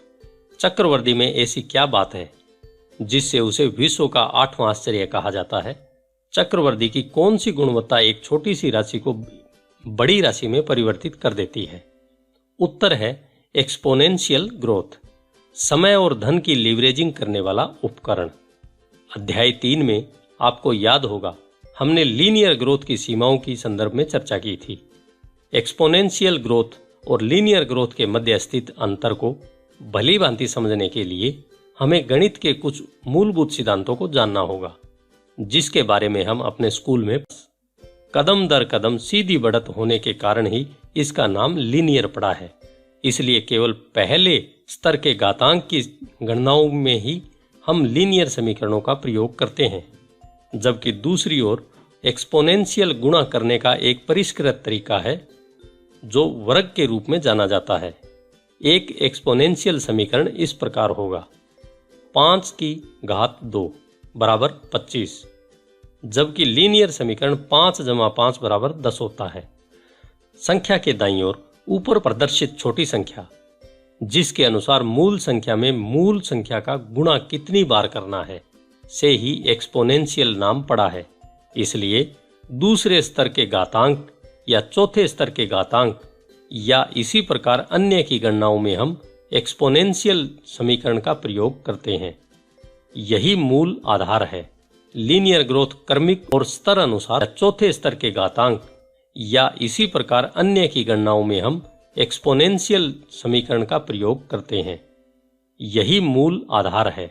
लीनियर ग्रोथ क्रमिक और स्तर अनुसार होती है। एक्सपोनेंशियल ग्रोथ सशक्त और नाटकीय होती है। जब आप अपने धन या समय का निवेश कर रहे हों तो एक सीधे समीकरण को हमेशा ध्यान में रखना चाहिए। लीनियर की सीमाएं होती है, एक्सपोनेंशियल अप्रत्याशित होता है। 72 का नियम। एक्सपोनेंशियल ग्रोथ के सामर्थ्य को समझने के लिए दुगुनेकरण की धारणा, जिसे 72 का नियम कहा जाता है, को समझते हैं। किसी निवेश को दोगुना करने में कितना समय लगेगा, इसे पता करने के लिए 72 के नियम का एक साधारण फार्मूला है। यह कैसे कार्य करता है, आपके निवेश किए गए धन को दुगुना करने में कितना समय लगेगा, यह जानने के लिए सबसे पहले $1 को प्राप्त भागफल के बराबर वर्षों में आपका धन दुगुना हो जाएगा। उदाहरण के लिए किसी स्टॉक में आपने $10,000 का निवेश किया है, जिससे आपको 10% वार्षिक प्रतिलाभ होता है। अतः आपके निवेश $10,000 को $20,000 में दुगुना करने में 7.2 वर्ष का समय लगेगा। निश्चय ही गणना करने में बेहतर का नियम बहुत आसान है, परंतु परिणाम विषमकारी होते हैं। एक्सपोनेंशियल ग्रोथ का एक अच्छा उदाहरण पहले कुछ वर्षों में संपत्ति की ओर आपकी राह को चक्रवर्ती बनाना। चक्रवर्ती के द्वारा एक्सपोनेंशियल ग्रोथ के सामर्थ्य को प्रदर्शित करने के लिए सबसे अच्छा उदाहरण विश्व के धनी व्यक्तियों में से एक वॉरेन बफेट द्वारा स्थापित निवेश निधि है। यदि आपने बफेट के बर्कशायर हैथवे निधि में वर्ष 19 मिली है, यदि आपने बफेट के बर्कशायर हैथवे निधि में वर्ष 1996 में 10,000 का निवेश किया होता तो मिलने वाले ब्याज तथा लाभांश का ही पुनः निवेश वर्ष दर वर्ष किया होता तो आज आपका निवेश $80 मिलियन के लगभग होता। यह असंभव सा लगता है, केवल 10,000 के निवेश पर $80 मिलियन का प्रतिलाभ, लेकिन चक्रवर्ती के सामर्थ्य का लाभ उठाकर अपने निवेश को वर्ष दर वर्ष बढ़ने के लिए छोड़ देना। कुछ कंपनियों के विकास पर नजर डालते हैं जो कुछ ही वर्षों में 100 गुने से भी ज्यादा बड़ी हो गई है। Xerox, Kodak, IBM, Walmart, Microsoft, ये तो केवल कुछ ही नाम है। यदि 25 वर्ष पहले इनमें से किसी भी कंपनी में निवेश करने के लिए आपके पास दूरदृष्टि, धैर्य होता तो आज आप करोड़पति होते। कम रकम के लिए लीवरेज। कम रकम के लिए लीवरेज मेरे अनुसार इसका ओसेला मैककार्टी एक आदर्श उदाहरण है। पिछले अध्याय में मैंने 2 प्रकार के लीवरेज की चर्चा की थी, कर्मचारीगण और फ्रेंचाइजिंग। निश्चित ही लीवरेजिंग के समर्थ प्रकार हैं, लेकिन इन्हें काम में प्रवृत्त करने के लिए आपके पास अपार योग्यता और बहुत से धन की आवश्यकता होती है, जबकि दूसरी ओर चक्रवर्ती के सामर्थ्य का लाभ कोई भी उठा सकता है। आपके समय, योग्यता, प्रयासों तथा धन को लीवरेज करने का एक सक्रिय तरीका है एक्सपोनेंशियल सिस्टम, तथा इस सिस्टम का मेरुदंड है चक्रवर्ती। आगे के पृष्ठों में जिस नकल प्रणाली को आप सीखेंगे उसमें चक्रवर्ती की 2 प्रमुख कमजोरियां दूर हो जाएंगी, धन और समय। इसे मैं विस्तार से स्पष्ट करता हूं। आज अधिकांश व्यक्तियों के पास निवेश करने के लिए $1 लाख, उन्हें $1 लाख या $50,000 या शायद $10,000 होना भी मुश्किल है। और यदि ऐसा हुआ भी तो 40 से 50 वर्षों के दौरान एक्सपोनेंशियल के अनुरूप वृद्धि होने तक इंतजार करना उन्हें संभव नहीं होता। जीवन निर्वाह की बढ़ती हुई लागत की वजह से परिवार में दोनों लोगों के कमाने पर भी जरूरतें पूरी करना मुश्किल होता जा रहा है, तो रिटायरमेंट के बाद के जीवन को खुशहाली से बिताने के लिए निवेश करने के लिए उनके पास केवल कुछ ही धन बच पाता है। समय बहुमूल्य है। अब प्रश्न यह है कि हजारों डॉलर्स का निवेश किए बगैर या जब तक आपकी छोटी सी राशि संपत्ति में परिवर्तित न हो जाए तब तक इंतजार किए बिना एक्सपोनेंशियल ग्रोथ का उपयोग आप संपत्ति का अर्जन कैसे करेंगे। एक कम खर्चीली दुगुनीकरण की अवधारणा जो एक्सपोनेंशियल ग्रोथ के कम खर्चीली दुगुनीकरण की अवधारणा जो एक्सपोनेंशियल ग्रोथ के साथ फ्रेंचाइजी हो में ही इस प्रश्न का उत्तर मिल सकेगा। इसे नेटवर्क मार्केटिंग कहते हैं। यह सत्य है कि विश्व में अधिकांश लोगों के पास ज्यादा धन नहीं है, लेकिन सभी के पास समय अवश्य होता है। यदि हम वास्तविक संपत्ति अर्जन करने के प्रति गंभीर हैं तो हम अपनी दैनिक चर्या में से कुछ समय अवश्य निकालकर इसके लिए उपयोग कर सकते हैं। यह तो स्पष्ट है। आने वाले दशकों में सफलता का साधारण फार्मूला निम्नानुसार होगा। T बराबर नकल मॉडल का अनुसरण करने में लगने वाला समय, E² बराबर एक्सपोनेंशियल ग्रोथ, और डॉलर बराबर है वित्तीय स्वतंत्रता। $. आगे आप सीखेंगे कि नेटवर्क मार्केटिंग की वजह से आप नकल आप कैसे करेंगे। वास्तविक संपत्ति अर्जन करने के लिए क्या एक सरल और अनुकरणीय सिस्टम कार्य कर सकता है? यह प्रश्न हमारे मन में उठता है, लेकिन यह ठीक तरह से कार्य करता है। 10% की दर से बढ़ रहे $100 बिलियन के विश्व उद्योग में वित्तीय स्वतंत्रता के साथ काम कर रहे हजारों लोगों की संख्या इस बात का स्पष्ट प्रमाण है। मेरे मित्रों, प्रश्न यह नहीं है कि यह प्रमाणिक सिस्टम काम करेगा कि नहीं। प्रश्न यह है कि इसे देखने के लिए दूरदृष्टि, समझने के लिए बुद्धि और इसके लाभों को प्राप्त करने के लिए आप में हिम्मत है या नहीं। यदि है तो संपत्ति की ओर अपनी राह की नकल आप भी कर सकेंगे। अध्याय 6 सिनर्जिज्म विवाह स्वर्ग में निश्चित किए जाते हैं। अर्नेस्ट हम्बी नाम का एक अप्रवासी 1905 के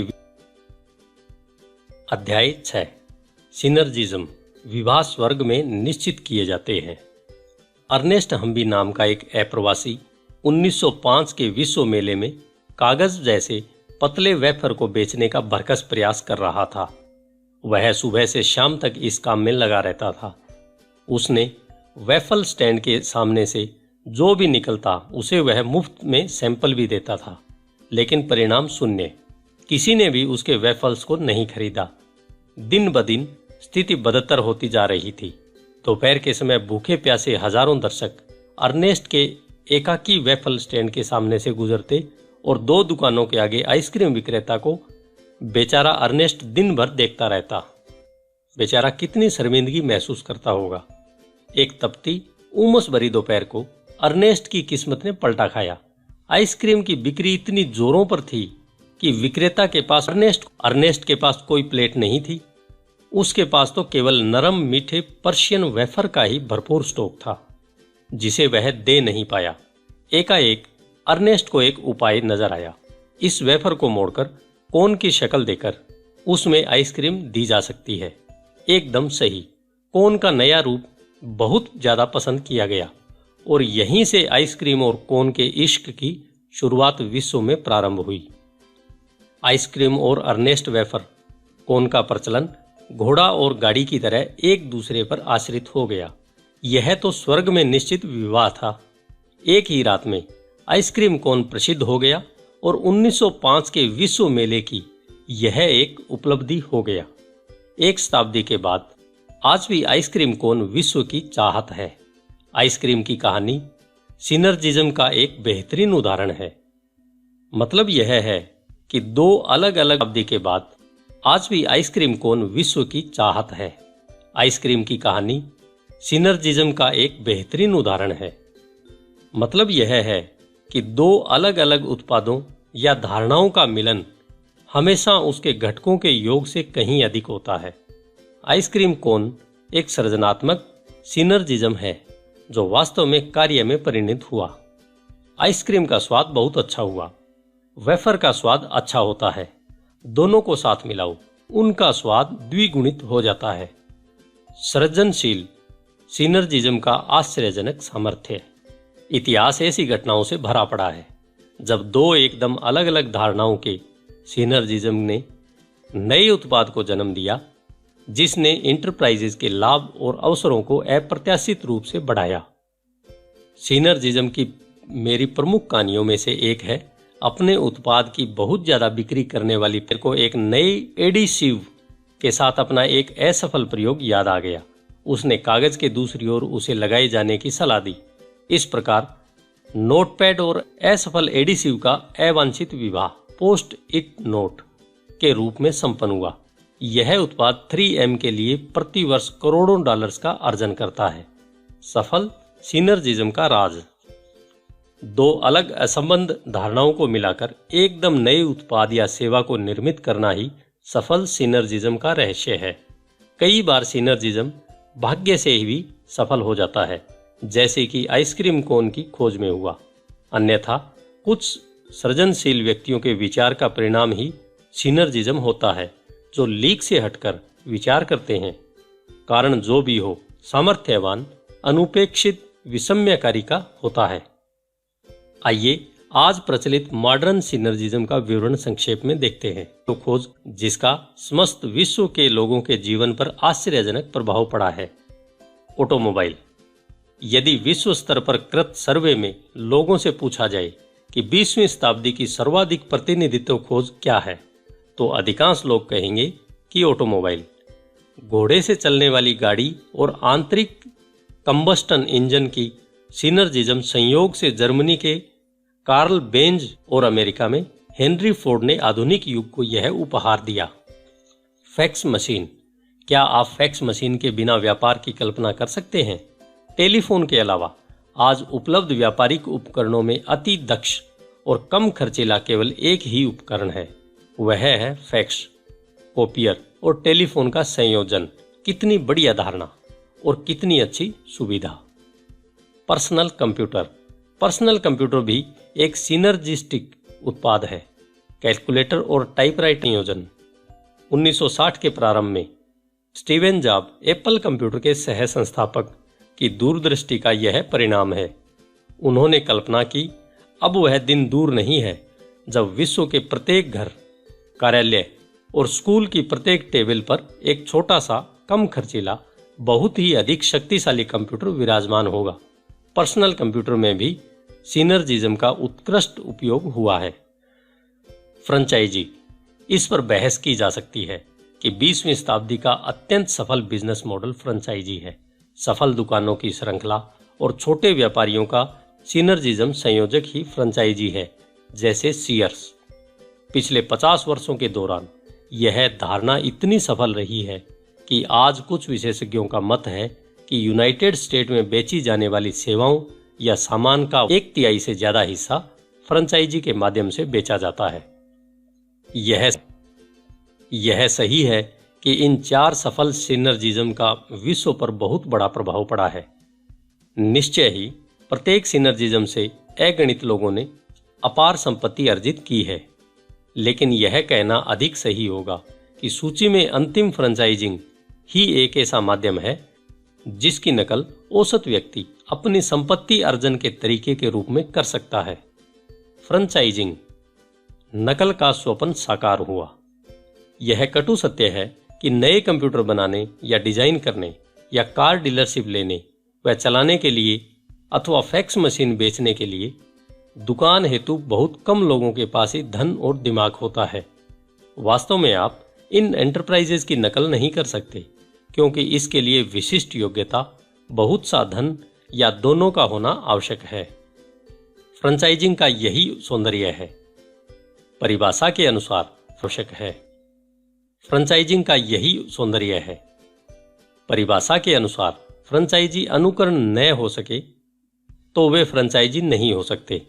फ्रेंचाइजिंग उपभोक्ता के लिए वरदान है, क्योंकि फ्रेंचाइजिंग के साथ एक सफल उत्पाद या सेवा का अनुकरण समय विश्व में सैकड़ों या हजारों स्थलों पर किया जा सकता है। मैकडोनाल्ड इसका आदर्श उदाहरण है। पहला रेस्टोरेंट केवल एक ही शहर में स्थित था, सैन बर्नार्डिनो, कैलिफोर्निया। जिन्होंने भी वहां खाया उनमें से अधिकांश ने मैकडोनाल्ड भाइयों के सस्ते हैमबर्गर और फ्रेंचाइजी को हमेशा याद रखा। लेकिन फ्रेंचाइजिंग के पूर्व केवल स्थानीय लोग ही उनके भोजन के स्वाद का आनंद ले सकते थे, क्योंकि वह केवल एक ही स्थान पर उपलब्ध था। लेकिन फ्रेंचाइजिंग के माध्यम से देश के प्रत्येक शहर में अपने बर्गर्स और फ्राइज को उपलब्ध हुआ। 1000 मैकडोनाल्ड रेस्टोरेंट हैं और प्रति 2 दिनों के अंतराल से विश्व में कहीं न कहीं एक नए की शुरुआत हो जाती है। फ्रेंचाइजी मालिक और ऑपरेटर कैसा अनुभव करते होंगे? वे तो आनंद विभोर होंगे। स्पष्ट है कि हजारों बिजनेस मालिकों के लिए नकल का स्वप्न फ्रेंचाइजिंग साकार हुआ। फ्रेंचाइजिंग यह कैसे काम करता है? वास्तव में व्यक्तियों के लिए संपत्ति अर्जन हेतु तरीके की नकल करने का एक प्रमाणिक तरीका है। फ्रेंचाइजिंग सफल व्यापार का अनुकरण, सफल पार्टनरशिप का आदर्श नमूना है। फ्रेंचाइजिंग 20वीं शताब्दी की शायद सफलतम व्यापारिक कहानी है। जब मैकडोनाल्ड ने 1950 के मध्य में अपने पहले फ्रेंचाइजी की शुरुआत की थी, तो फ्रेंचाइजिंग के बारे में लोगों को गलतफहमी हो गई थी और अति गंभीर निवेशकर्ताओं ने भी इसे गलत समझा था। आज केवल 50 वर्षों के बाद ही तो फ्रेंचाइजिंग के बारे में लोगों को गलतफहमी हो गई थी और अति गंभीर निवेशकर्ताओं ने भी इसे गलत समझा था। आज केवल 50 वर्षों के बाद ही फ्रेंचाइजिंग विश्व प्रसिद्ध चमत्कार है, आश्चर्य है। नेटवर्क मार्केटिंग मौलिक सिनर्जिज्म है। एक क्षण के लिए कल्पना करें कि आप संपत्ति अर्जन के मौलिक सिनर्जिज्म के इंचार्ज हैं। सिनर्जिज्म इतना विस्मयकारी है, इतना सामर्थ्यशाली है कि यह इस ग्रह पर प्रत्येक व्यक्ति को व्याप्त हो जाएगा और इस प्रक्रिया में उनके जीवन को समृद्ध व उन्नत कर देगा। आपका सिनर्जिज्म इतना अनुकरणीय होना चाहिए कि कोई भी उसकी नकल कर सके। आपका सिनर्जिज्म कम खर्चीला होना चाहिए कि कोई भी उससे संबंध हो सके। आपके सिनर्जिज्म में लीनियर के स्थान पर एक्सपोनेंशियल ग्रोथ होना चाहिए। आपके सिनर्जिज्म को दोनों में व्याप्त नकल सिस्टम होना चाहिए। मुझे यह बताते हुए अत्यंत प्रसन्नता हो रही है कि एक ऐसा ही मौलिक सिनर्जिज्म उपलब्ध है। यह स्वर्ग से निश्चित जोड़ी है। विश्व इतिहास में संपत्ति अर्जन करने के अत्यंत सामर्थ्यवान 2 तरीकों का सृजनशील संयोजन यह है। फ्रेंचाइजी जो एक्सपोनेंशियली बढ़ती है। नेटवर्क मार्केटिंग की सिनर्जिज्म अपने आप में उत्कृष्ट है। यह आइसक्रीम का कोन है, यह ऑटोमोबाइल है, यह फैक्स मशीन है। मेरे शब्दों पर ध्यान दीजिए। यदि आप समझते हैं कि फ्रेंचाइजिंग बड़ी चीज है तो आपने अभी तक कुछ नहीं देखा है। अध्याय 7 नेटवर्क मार्केटिंग मौलिक नकल सिस्टम। अभी तक हम इस बात पर सहमत हो चुके हैं कि अनुकरण करना ही फ्रेंचाइजी की सफलता की कुंजी है और यह भी कि मौलिक नकल सिस्टम। अभी तक हम इस बात पर सहमत हो चुके हैं कि अनुकरण करना ही फ्रेंचाइजी की सफलता की कुंजी है और यह भी कि चक्रवृद्धि के द्वारा एक्सपोनेंशियल ग्रोथ समय का मान रखने वाला संपत्ति अर्जन का एक तरीका है। इसलिए मैंने नेटवर्क को मौलिक सिनर्जिज्म का नाम दिया है। इसमें फ्रेंचाइजी की धारणा में से उत्कृष्ट के साथ एक्सपोनेंशियल ग्रोथ की धारणा में से उत्कृष्ट का संयोजन होता है। यह तो स्वर्ग में निश्चित विवाह ही है। संपत्ति अर्जन के मौलिक नकल सिस्टम नेटवर्क मार्केटिंग का सृजन करने के लिए इसका संयोजन किस प्रकार से होता है, यह सीखने से पूर्व आइए इन दोनों धारणाओं में से प्रत्येक पर हम कुछ क्षण विचार करते हैं। बिन मोल सेवक का यह उदाहरण है। जैसा कि मैंने पहले ही बताया है, एक रखने वाला संपत्ति अर्जन का एक तरीका है जिसका हजारों वर्षों से धनी लोग लाभ उठाते रहे हैं। बाइबल में भी चक्रवृद्धि के लाभ की महत्वता को प्रतिपादित किया गया है। बिनमोल सेवक का एक दृष्टांत यीशु ने भी दिया है। दृष्टांत इस प्रकार से है। एक बहुत बड़ी संपत्ति का मालिक लंबी व्यापारिक यात्रा पर जाने की तैयारी कर रहा था।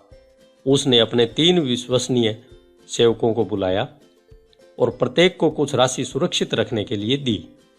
पहले सेवक को 5 हिस्से मिले, दूसरे सेवक को 2 हिस्से मिले और तीसरे सेवक को 1 हिस्सा मिला। पहले 2 सेवकों ने उन्हें प्राप्त राशियों का निवेश कर दिया और जब उनके स्वामी वापिस आए तब तक उन्होंने मूलधन को दोगुना कर दिया था।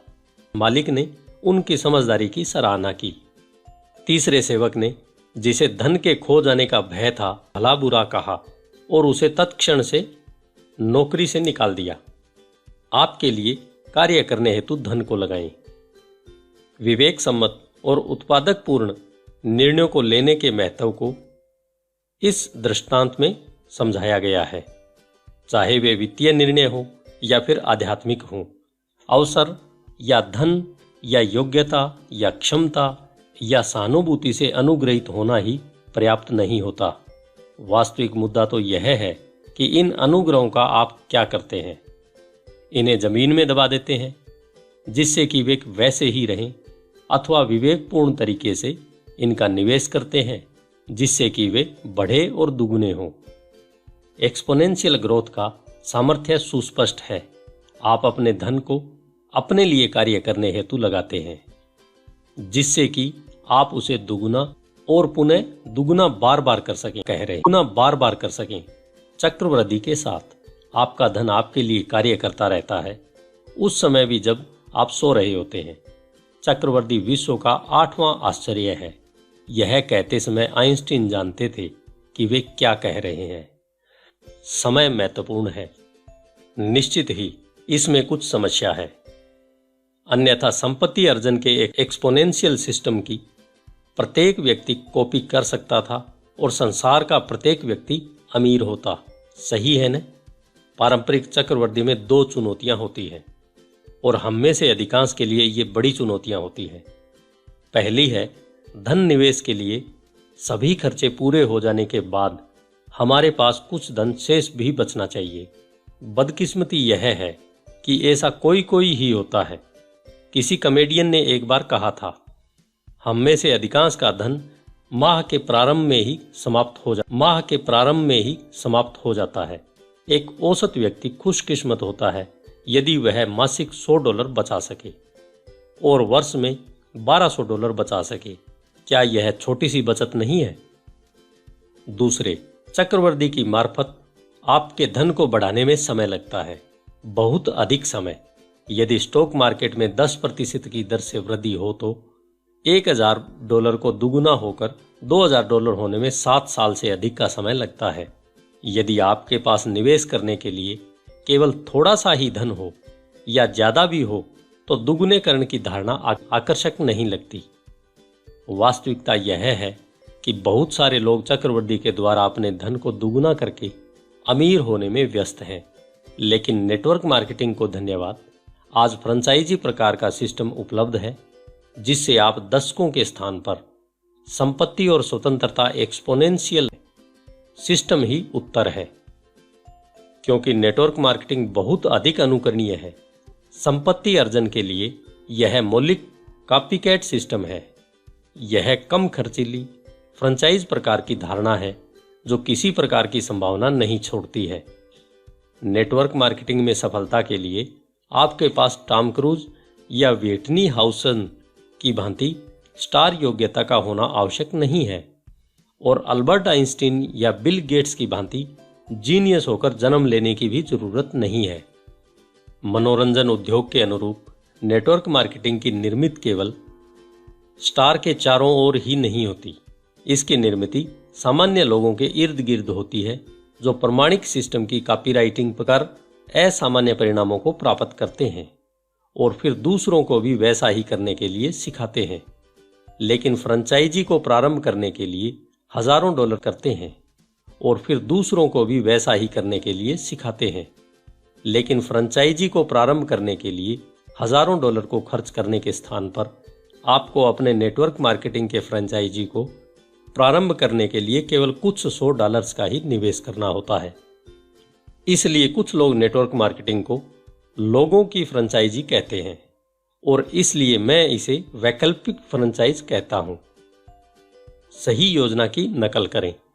एक बड़े लाभदायक फ्रेंचाइजी को स्थापित करना और एक बड़े लाभदायक नेटवर्क मार्केटिंग डिस्ट्रीब्यूशनशिप को स्थापित करना एक जैसा ही है। मास्टर कॉपीकैटर के रूप में आपकी क्षमता एक योग्यता जिसके संदर्भ में हम सहमत हैं कि यह आप में है, जो आपको ईश्वरीय देन है जिससे आपको फायदा उठाना है। केवल अंतर इतना ही है कि नेटवर्किंग के द्वारा आप फ्रेंचाइजी प्रकार की धारणा को, जब आप किसी फ्रेंचाइजी में अपने धन का निवेश करते हैं या जब आप नेटवर्क मार्केटिंग व्यापार में अपने समय का निवेश करते हैं, तो आप वास्तव में क्या निवेश करते हैं? केवल सिस्टम। कई $बिलियन के एंटरप्राइजेज जैसे मैकडोनाल्ड से कुछ प्राप्ति का प्रयास करने की अपेक्षा सफलता के उनके ब्लूप्रिंट का अनुगमन करने से क्या ज़्यादा समझदारी नहीं है? मैकडोनाल्ड्स कॉरपोरेशन अपने फ्रेंचाइजी त्रुटि रहित सिस्टम में उपलब्ध कराते हैं। मैकडोनाल्ड के state of the art training centre का नाम सुनकर लोगों को शायद हंसी आ जाएगी। उसे हैम्बर्ग यूनिवर्सिटी के नाम से जाना जाता है, लेकिन मैकडोनाल्ड के हेडक्वार्टर में शिक्षण और प्रशिक्षण एक गंभीर व्यवसाय है। मैकडोनाल्ड का फ्रेंचाइजी प्राप्त करने के लिए आपको हैम्बर्ग यूनिवर्सिटी में दाखिला लेना होगा और उनके प्रमाणित सिस्टम जो पिछले 50 वर्षों से सफलतापूर्वक काम कर एक गंभीर व्यवसाय है। मैकडोनाल्ड का फ्रेंचाइजी प्राप्त करने के लिए आपको हैम्बर्ग यूनिवर्सिटी में दाखिला लेना होगा और उनके प्रमाणित सिस्टम जो पिछले 50 वर्षों से सफलतापूर्वक काम कर रहा है को नकल करना सीखना होगा। यदि सिस्टम को कॉपीकैट करना सीखने के लिए आप इच्छुक नहीं हैं तो आपको फ्रेंचाइजी नहीं मिलेगी। यह एकदम स्पष्ट है। अंतिम बात यह है कि मैकडोनाल्ड्स असफल फ्रेंचाइजी नहीं स्वीकार करता है, फ्रेंचाइज ही विजेता है। यह कहना उचित होगा कि 1980 से 90 के दौरान फ्रेंचाइजिंग विश्व का सर्वश्रेष्ठ कॉन्सेप्ट था और इंडस्ट्री आज तक उस चमत्कारिक उन्नति का उपभोग कर रही है। एंटरप्रेन्योर मैगजीन के अनुसार 1996 में विश्व में फैले 5,40,000 फ्रेंचाइजी ने $758 बिलियन का व्यापार किया। इंडस्ट्री इसी की प्रतिष्ठा का आज भी उपभोग कर रही है। नेटवर्क मार्केटिंग की तुलना फ्रेंचाइजिंग से कैसे करें? एक सफल फ्रेंचाइजर के रोल को नेटवर्क मार्केटिंग अपनाती है। गुणवत्ता युक्त उत्पाद और टर्नकी सिस्टम जो निश्चित मार्केटिंग और प्रशिक्षण सामग्री जैसे ब्रोशर, टेप, पंफलेट और इत्यादि से समर्थित होते हैं कि मार्फत नेटवर्क मार्केटिंग कंपनी फ्रेंचाइजीज की सहायता करता है। जब फ्रेंचाइजिंग और नेटवर्क मार्केटिंग दोनों मिल जाते हैं तो सिस्टम ही सफलता की कुंजी बन जाता है। अनुकरण करने में आपकी क्षमता पर ही आपकी सफलता निर्भर होती है, खोज में नहीं। मौजूदा सिस्टम की कॉपीकैटिंग में आप जितने अच्छे होते हैं उतना ही अधिक आप सफल होते हैं। आपने नेटवर्क मार्केटिंग कंपनी को कब ज्वाइन किया है इससे कोई मतलब नहीं होता। आप अपनी कंपनी के मुखिया हमेशा बने रहेंगे। इससे कोई मतलब नहीं होता। आप अपनी कंपनी के मुखिया हमेशा बने रहेंगे और आपका प्रत्येक स्वतंत्र डिस्ट्रीब्यूटर भी अपनी कंपनी का मुखिया होता है। मुख्यतः यह मुख्य कार्यकारी अधिकारियों का नेटवर्क है। फ्रेंचाइजी की अपेक्षा नेटवर्किंग की खूबियां। यद्यपि फ्रेंचाइजिंग और नेटवर्किंग दोनों ही कॉपीकैट सिस्टम है, लेकिन फ्रेंचाइज की तुलना में नेटवर्किंग कई प्रमुख सुविधाओं का उपभोग करता है। नेटवर्क मार्केटिंग ने अच्छी बातों को फ्रेंचाइजिंग अनुकरणीय योग्य सिस्टम की धारणा से ग्रहण किया है और बाकी को छोड़ दिया है, जिसके परिणाम स्वरूप कॉपीकैट मार्केटिंग को नेटवर्किंग एक नई ऊंचाइयों पर पहुंचा देती है। इसलिए कुछ विशेषज्ञ इसके संदर्भ में कहते हैं, स्वतंत्र एंटरप्राइजेज के विकास में उठा हुआ कदम। एक्सपोनेंशियल ग्रोथ के साथ फ्रेंचाइजी के अनुरूप का व्यापार करता है, उत्पादों का डिस्ट्रीब्यूशन करता है और डिस्ट्रीब्यूटरों के नेटवर्क को तैयार करता है। लेकिन फ्रेंचाइजी की तरह नेटवर्क मार्केटियर के रूप में आपको फ्रेंचाइजी का रोल नहीं निभाना पड़ता। अपने व्यापार में अन्य लोगों को लगाकर और संपत्ति अर्जन के एक प्रमाणिक तरीके की नकल करना उन्हें सिखाने के लिए आप फ्रेंचाइजर का रोल निभाने का चयन कर सकते हैं। दूसरे शब्दों में, आप कितने ही फ्रेंचाइजर्स के मालिक क्यों न हो, फ्रेंचाइजीज की उन्नति हमेशा लीनियर ग्रोथ में ही नियत है। इसे मैं कुछ उदाहरणों से स्पष्ट करना चाहूंगा। पहले उदाहरण में मान लीजिए कि आप 6 फ्रेंचाइजीज के मालिक हैं। आप चाहे कितने भी अतिरिक्त फ्रेंचाइजीज प्राप्त कर लें, परंतु ग्रोथ हमेशा लीनियर आधार पर ही होगी, जिसका मतलब यह है कि आप अपने 6 फ्रेंचाइजीज के कुल लाभ से ज्यादा नहीं कमा सकेंगे। दूसरा उदाहरण है मान लीजिए कि आप स्वतंत्र डिस्ट्रीब्यूटरों के एक बढ़ रहे नेटवर्क के मुखिया हैं। कुछ समय के अंदर ही आपने स्वतंत्र 6 अच्छे डिस्ट्रीब्यूटरों का नेटवर्क तैयार कर लिया है और स्वयं सीखी हुई नकल का अनुकरण उन्हें सिखाकर अपने 6 डिस्ट्रीब्यूटरों के रूप में स्वयं अपने 6 प्रतिरूप तैयार कर लिए। इन 6 प्रमुख डिस्ट्रीब्यूटरों में से प्रत्येक इस सिस्टम की कॉपीकैट करता है और 6 नए डिस्ट्रीब्यूटरों को तैयार करता है और यह प्रक्रिया जारी रहती है। 6 डिस्ट्रीब्यूटरों को तैयार करने तथा आपने अपने संस्थान में क्या किया है, इसकी कॉपीकैट करना अपने नए व्यक्तियों को सिखाकर आपने अपने व्यापार की लीवरेजिंग हजारों वैकल्पिक फ्रेंचाइजीज से कर ली है। और यह तो केवल बर्फ की सतह पर दिखाई देने वाला हिस्सा है। जब एक्सपोनेंशियल ग्रोथ की दोगुनीकरण धारणा काम करने लगेगी तो ग्रोथ विषम्यकारी हो जाएगी। कंप्यूटरों में लगेगी तो ग्रोथ विषम्यकारी हो जाएगी। एक्सपोनेंशियल ग्रोथ के सामर्थ्य की वजह से कुछ नेटवर्क मार्केटियरों के पास हजारों की संख्या में संस्थान होते हैं, शायद हजारों से भी कई गुने। इन सभी डिस्ट्रीब्यूटरों में से प्रत्येक के पास अर्जित समेकित उत्पाद पर मात्रा पर प्राप्त कमीशन की कल्पना करें। इसमें कोई आश्चर्य नहीं है। इसलिए कुछ नेटवर्क मार्केटियर अमीर और प्रसिद्ध व्यक्तियों की तरह जीवन बिताते हैं। केवल संस्तुत करने के लिए ही आप भुगतान प्राप्त करते हैं। हम सभी जानते हैं कि उत्कृष्ट विज्ञापन वह होता है जिसका प्रचार हम स्वयं अपने मुख से करते हैं। क्या यह सही नहीं है? यही तो हम हमेशा करते रहते हैं। यदि हम अच्छी फिल्म देखते हैं, जैसे फॉरेस्ट गंप, तो अपने साथियों को भी देखने के लिए कहते हैं। लेकिन जब हमारे मित्र देखने जाते हैं तो क्या हमें भुगतान मिलता है? नहीं, मालिक हम तारीफ करते हैं। जब हम किसी अच्छे रेस्टोरेंट में खाना खाते हैं तो अपने परिवार व मित्रों को उसके संबंध में बताते हैं। लेकिन हमारे मित्रों द्वारा भोजन करने पर क्या रेस्टोरेंट मालिक हमें कमीशन देता है? बिल्कुल नहीं। नेटवर्क मार्केटिंग में आपके उपयोग किए जा रहे उत्पादों और सेवाओं को किसी भी प्रकार संस्तुत करने पर आपको कमीशन मिलता है। यह एक विन विन स्थिति है जिसमें दोनों फायदे में रहते हैं तथा विश्व में यह एक बहुत ही प्रभावी और नैतिक प्रकार की मार्केटिंग है। नेटवर्क मार्केटिंग कैसे कार्य करती है? आप जानते ही हैं कि मैकडोनाल्ड ने विश्व भर में फैले अपने 20,000 से ज्यादा रेस्टोरेंटों के साथ अपना व्यापार प्रारंभ नहीं किया था। उन्होंने तो केवल एक ही रेस्टोरेंट से अपना व्यापार प्रारंभ किया था और फिर पहले के अनुरूप ही दूसरा रेस्टोरेंट प्रारंभ किया। इसी तरह आप भी नेटवर्क मार्केटिंग के माध्यम से व्यक्ति किया था और फिर पहले के अनुरूप ही दूसरा रेस्टोरेंट प्रारंभ किया। इसी तरह आप भी नेटवर्क मार्केटिंग के माध्यम से एक्सपोनेंशियल ग्रोथ को प्राप्त करना प्रारंभ कर सकते हैं। आपको केवल स्वयं, अपने आप और एक अन्य व्यक्ति के साथ प्रारंभ करना है।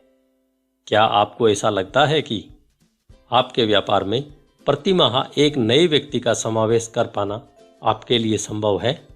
केवल एक पार्टनर जो स्वतंत्रता, पहचान, खुशियां और सुरक्षा में विश्वास करता हो। एक पार्टनर जो अपने तथा अपने परिवार के जीवन स्तर को सुधारना चाहता हो। एक माह में केवल एक अच्छा व्यक्ति, केवल यही इसकी जरूरत है।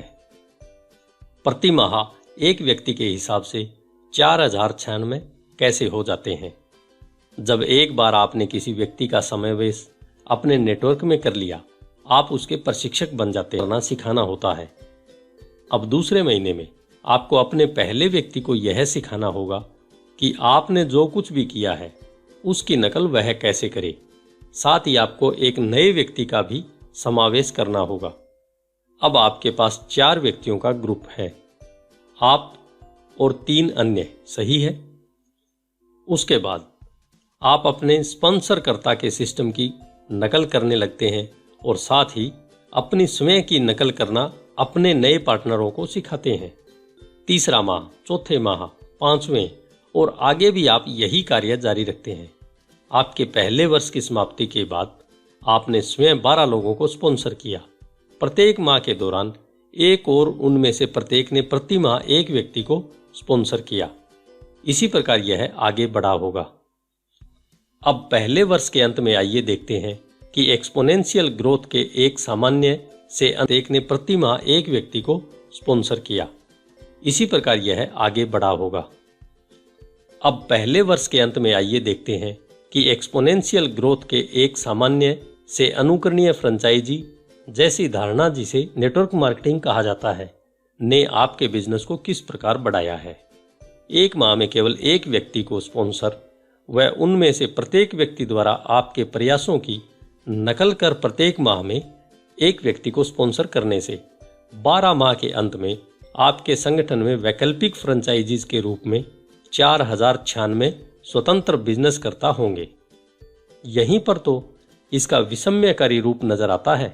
आपके संगठन की बिक्री वॉल्यूम के एक निश्चित प्रतिशत के हिसाब से कंपनी आपको भुगतान करती है। यदि नेटवर्क मार्केटिंग कंपनी केवल 3% से 28% के मध्य बिक्री कमीशन का भुगतान करती है तो आप $12,000। नेटवर्क मार्केटिंग के सिद्धांत के संदर्भ में हमने बहुत चर्चा कर ली है। इस डायनामिक इंडस्ट्री के संदर्भ में कुछ तथ्यों का अब हम अवलोकन करेंगे। सर्वप्रथम यह है कि नेटवर्क मार्केटिंग फ्रेंचाइजिंग की तरह 50 वर्ष पुरानी इंडस्ट्री है। निर्माता के पास से ग्राहक तक उत्पादों एवं सेवाओं के डिस्ट्रीब्यूशन का यह एक सामर्थ्यवान प्रभावी तरीका है। नेटवर्क मार्केटिंग आज 125 देशों में बिजनेस करने का एक सुस्थापित तरीका है और विश्व भर में लगभग 20 मिलियन लोग किसी न किसी नेटवर्क मार्केटिंग कंपनी के स्वतंत्र डिस्ट्रीब्यूटर हैं। लीडर का अनुगमन करें। किसी भी इंडस्ट्री का मूल्यांकन करते समय आपको लीडर की ओर देखना चाहिए, क्योंकि लीडर की चाल से ही इंडस्ट्री की दिशा का पता चलता है। कंप्यूटर सॉफ्टवेयर में माइक्रोसॉफ्ट, गैर अल्कोहलीय पेयों में चाल से ही इंडस्ट्री की दिशा का पता चलता है। कंप्यूटर सॉफ्टवेयर में माइक्रोसॉफ्ट, गैर अल्कोहलीय पेयों में कोका कोला और ए से ही अन्य दोनों ही कंपनियां अपनी इंडस्ट्री को उन्नति के मामले में नई दिशा दे रही है। नेटवर्क मार्केटिंग में industry leader Amway corporation of एडा, मिशिगन अन्य सभी का नेतृत्व कर रहा है। एमवे के पास 75 देशों में 2.5 मिलियन डिस्ट्रीब्यूटरों की संख्या है, जिनका विदेशी व्यापार एमवे के कुल व्यापार का 2/3 है। जापान में आकार और लाभप्रदता के मामले में कोका कोला के बाद एक बहुत तेजी से उन्नति करने वाली विदेशी स्वचालित वाली कंपनी एमवे जापान है।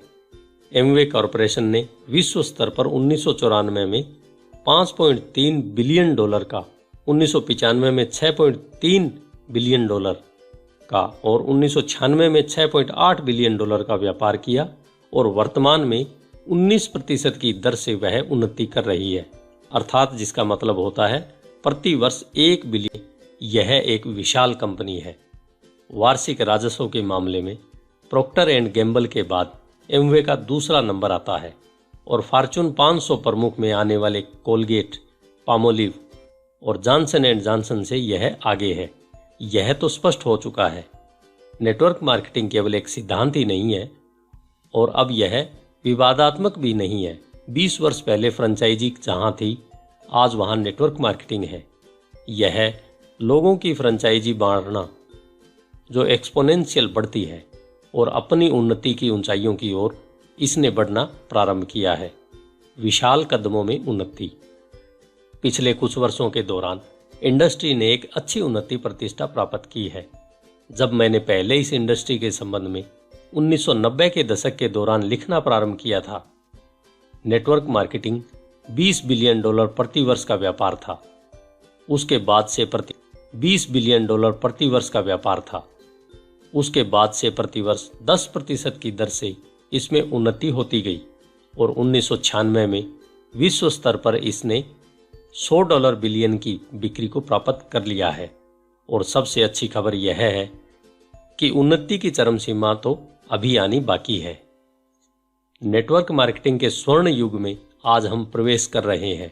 20 वर्ष पहले फ्रेंचाइजिंग जहां थी, आज वहां नेटवर्क मार्केटिंग है, जिसका मतलब है कि अभी उत्कृष्टता आनी बाकी है। मैं ऐसा अनुमान इसलिए लगा रहा हूं क्योंकि नेटवर्क मार्केटिंग के एक्सपोनेंशियल लाभ की वजह से अगले दशक के दौरान इंडस्ट्री फ्रेंचाइजी बिक्री से आगे निकल जाएगी। यह एक बहुत बड़ा झुकाव है। यह विश्व स्तरीय गतिविधि होगी। इसे मैं E2 गतिविधि का नाम देता हूं। E² से तात्पर्य है एक्सपोनेंशियल है एंटरप्रेनर, ग्रह आधारित एंटरप्रेनरशिप की लहर जो विश्व को अपने आप में समेट रही है, का लाभ लेने के लिए नेटवर्क मार्केटिंग निश्चित ही अपने आप को समर्थ बना चुका है। अब आपको अपने आप से एक प्रश्न पूछना है, क्या मैं उन लोगों में से एक होऊंगा जो अगले दशक के दौरान नेटवर्क मार्केटिंग के विस्मयकारी फैलाव को देखने वाले होंगे, या मैं उन लोगों में से एक होऊंगा जो उसके फैलाव को बढ़ाने वाले होंगे और उन प्रक्रिया का लाभ कमाने वाले होंगे। निष्कर्ष, अब आपकी बारी है।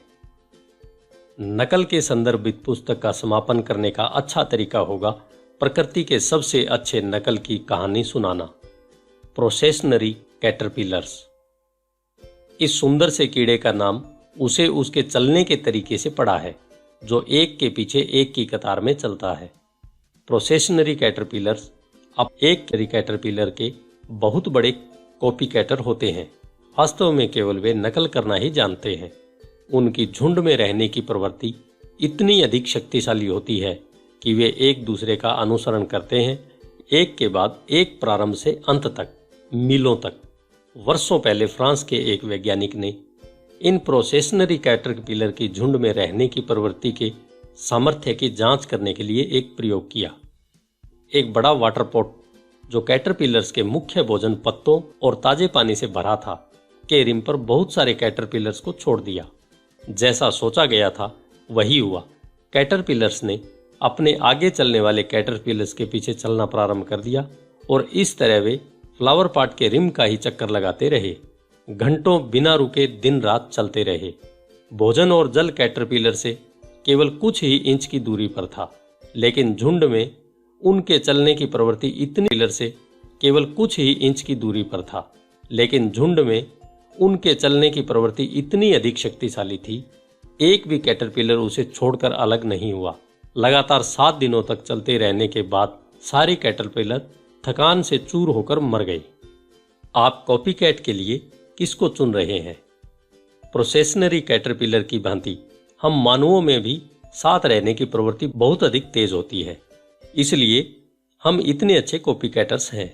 लेकिन हमारी यह प्रवृत्ति हमारे सोचने की क्षमता से संकुचित हो जाती है, जबकि कीड़े केवल अपने झुंड की दया पर ही पूर्णतः आधारित होते हैं।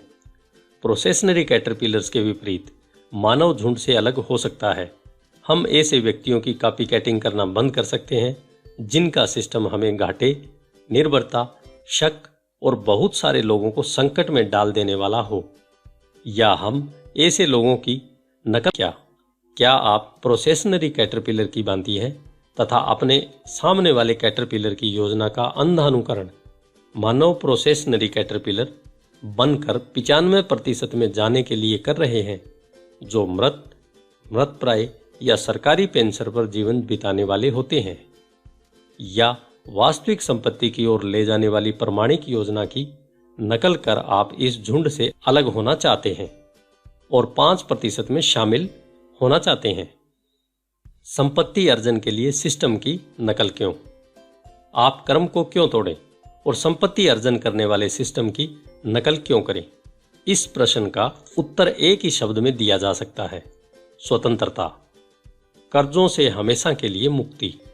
आप पर काम का ज्यादा बोझ डालने वाले बोझ से मुक्ति। अपने खर्चों को पूरा करने के लिए पार्ट टाइम काम करने से मुक्ति। कार्य करने के लिए समय का हमेशा के लिए मुक्ति। आप पर काम का ज्यादा बोझ डालने वाले बोझ से मुक्ति। अपने खर्चों को पूरा करने के लिए पार्ट टाइम काम करने से मुक्ति। कार्य करने के लिए समय का निर्धारण और अपनी छुट्टियां मनमाफिक गुजारने के लिए स्वतंत्रता। किसी अन्य के स्थान पर अपने सपनों को पूर्ण करने की और छोटी सी धनराशि के लिए पूर्ण समय काम करने के दबाव से मुक्ति। आपको याद होगा, आप जो कुछ चाहते हैं और जब चाहते हैं उसे करने के लिए यथोचित समय और यथोचित धन का होना ही वास्तविक संपत्ति है। वास्तविक संपत्ति फ्री शब्द को फ्री एंटरप्राइज में बदल देता है। मेरे मित्र, बिना किसी कारण, इसलिए वास्तविक संपत्ति अर्जन के लिए हमें किसी सिस्टम की कॉपीकैट करना जरूरी है। अब आपकी बारी है। आप यह कर सकते हैं। नेटवर्क मार्केटिंग से सफलता के लिए जरूरी सभी हुनर आप में है, क्योंकि एक ही स्थान पर चक्कर लगाने के विपरीत एक ऐसे सिस्टम की कॉपीकैटिंग प्रारंभ कर दीजिए जो आपके लिए संपत्ति का अर्जन करे। इस स्थिति से बाहर निकलने की अब आपकी बारी है तथा वास्तविक संपत्ति व पूर्ण स्वतंत्रता का अर्जन प्रारंभ करें।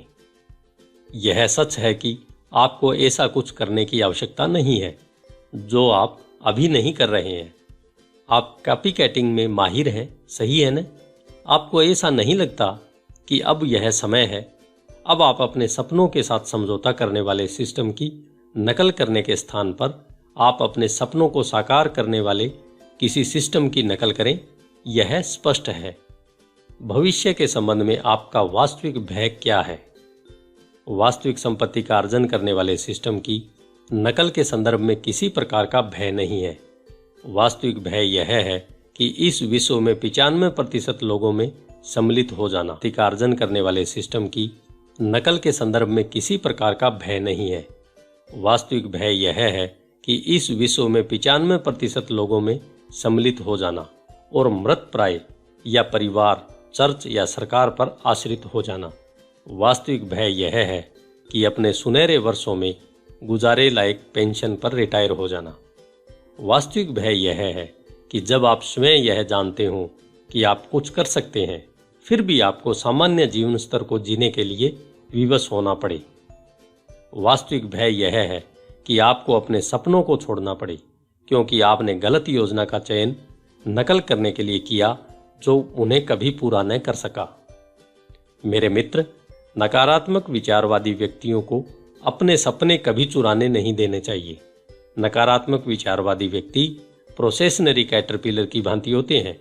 वे उनके सिस्टम की कॉपीकैट करने के लिए वेतन चेक तक ही होता है और जो शायद दिशाहीन होकर केवल चक्कर ही काटता रहता है।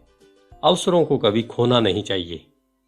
वास्तविक स्थिति को अर्जन कर स्वतंत्र होने की अब आपकी बारी है, लेकिन आपको एक अलग प्लान की कॉपीकैटिंग करना होगी।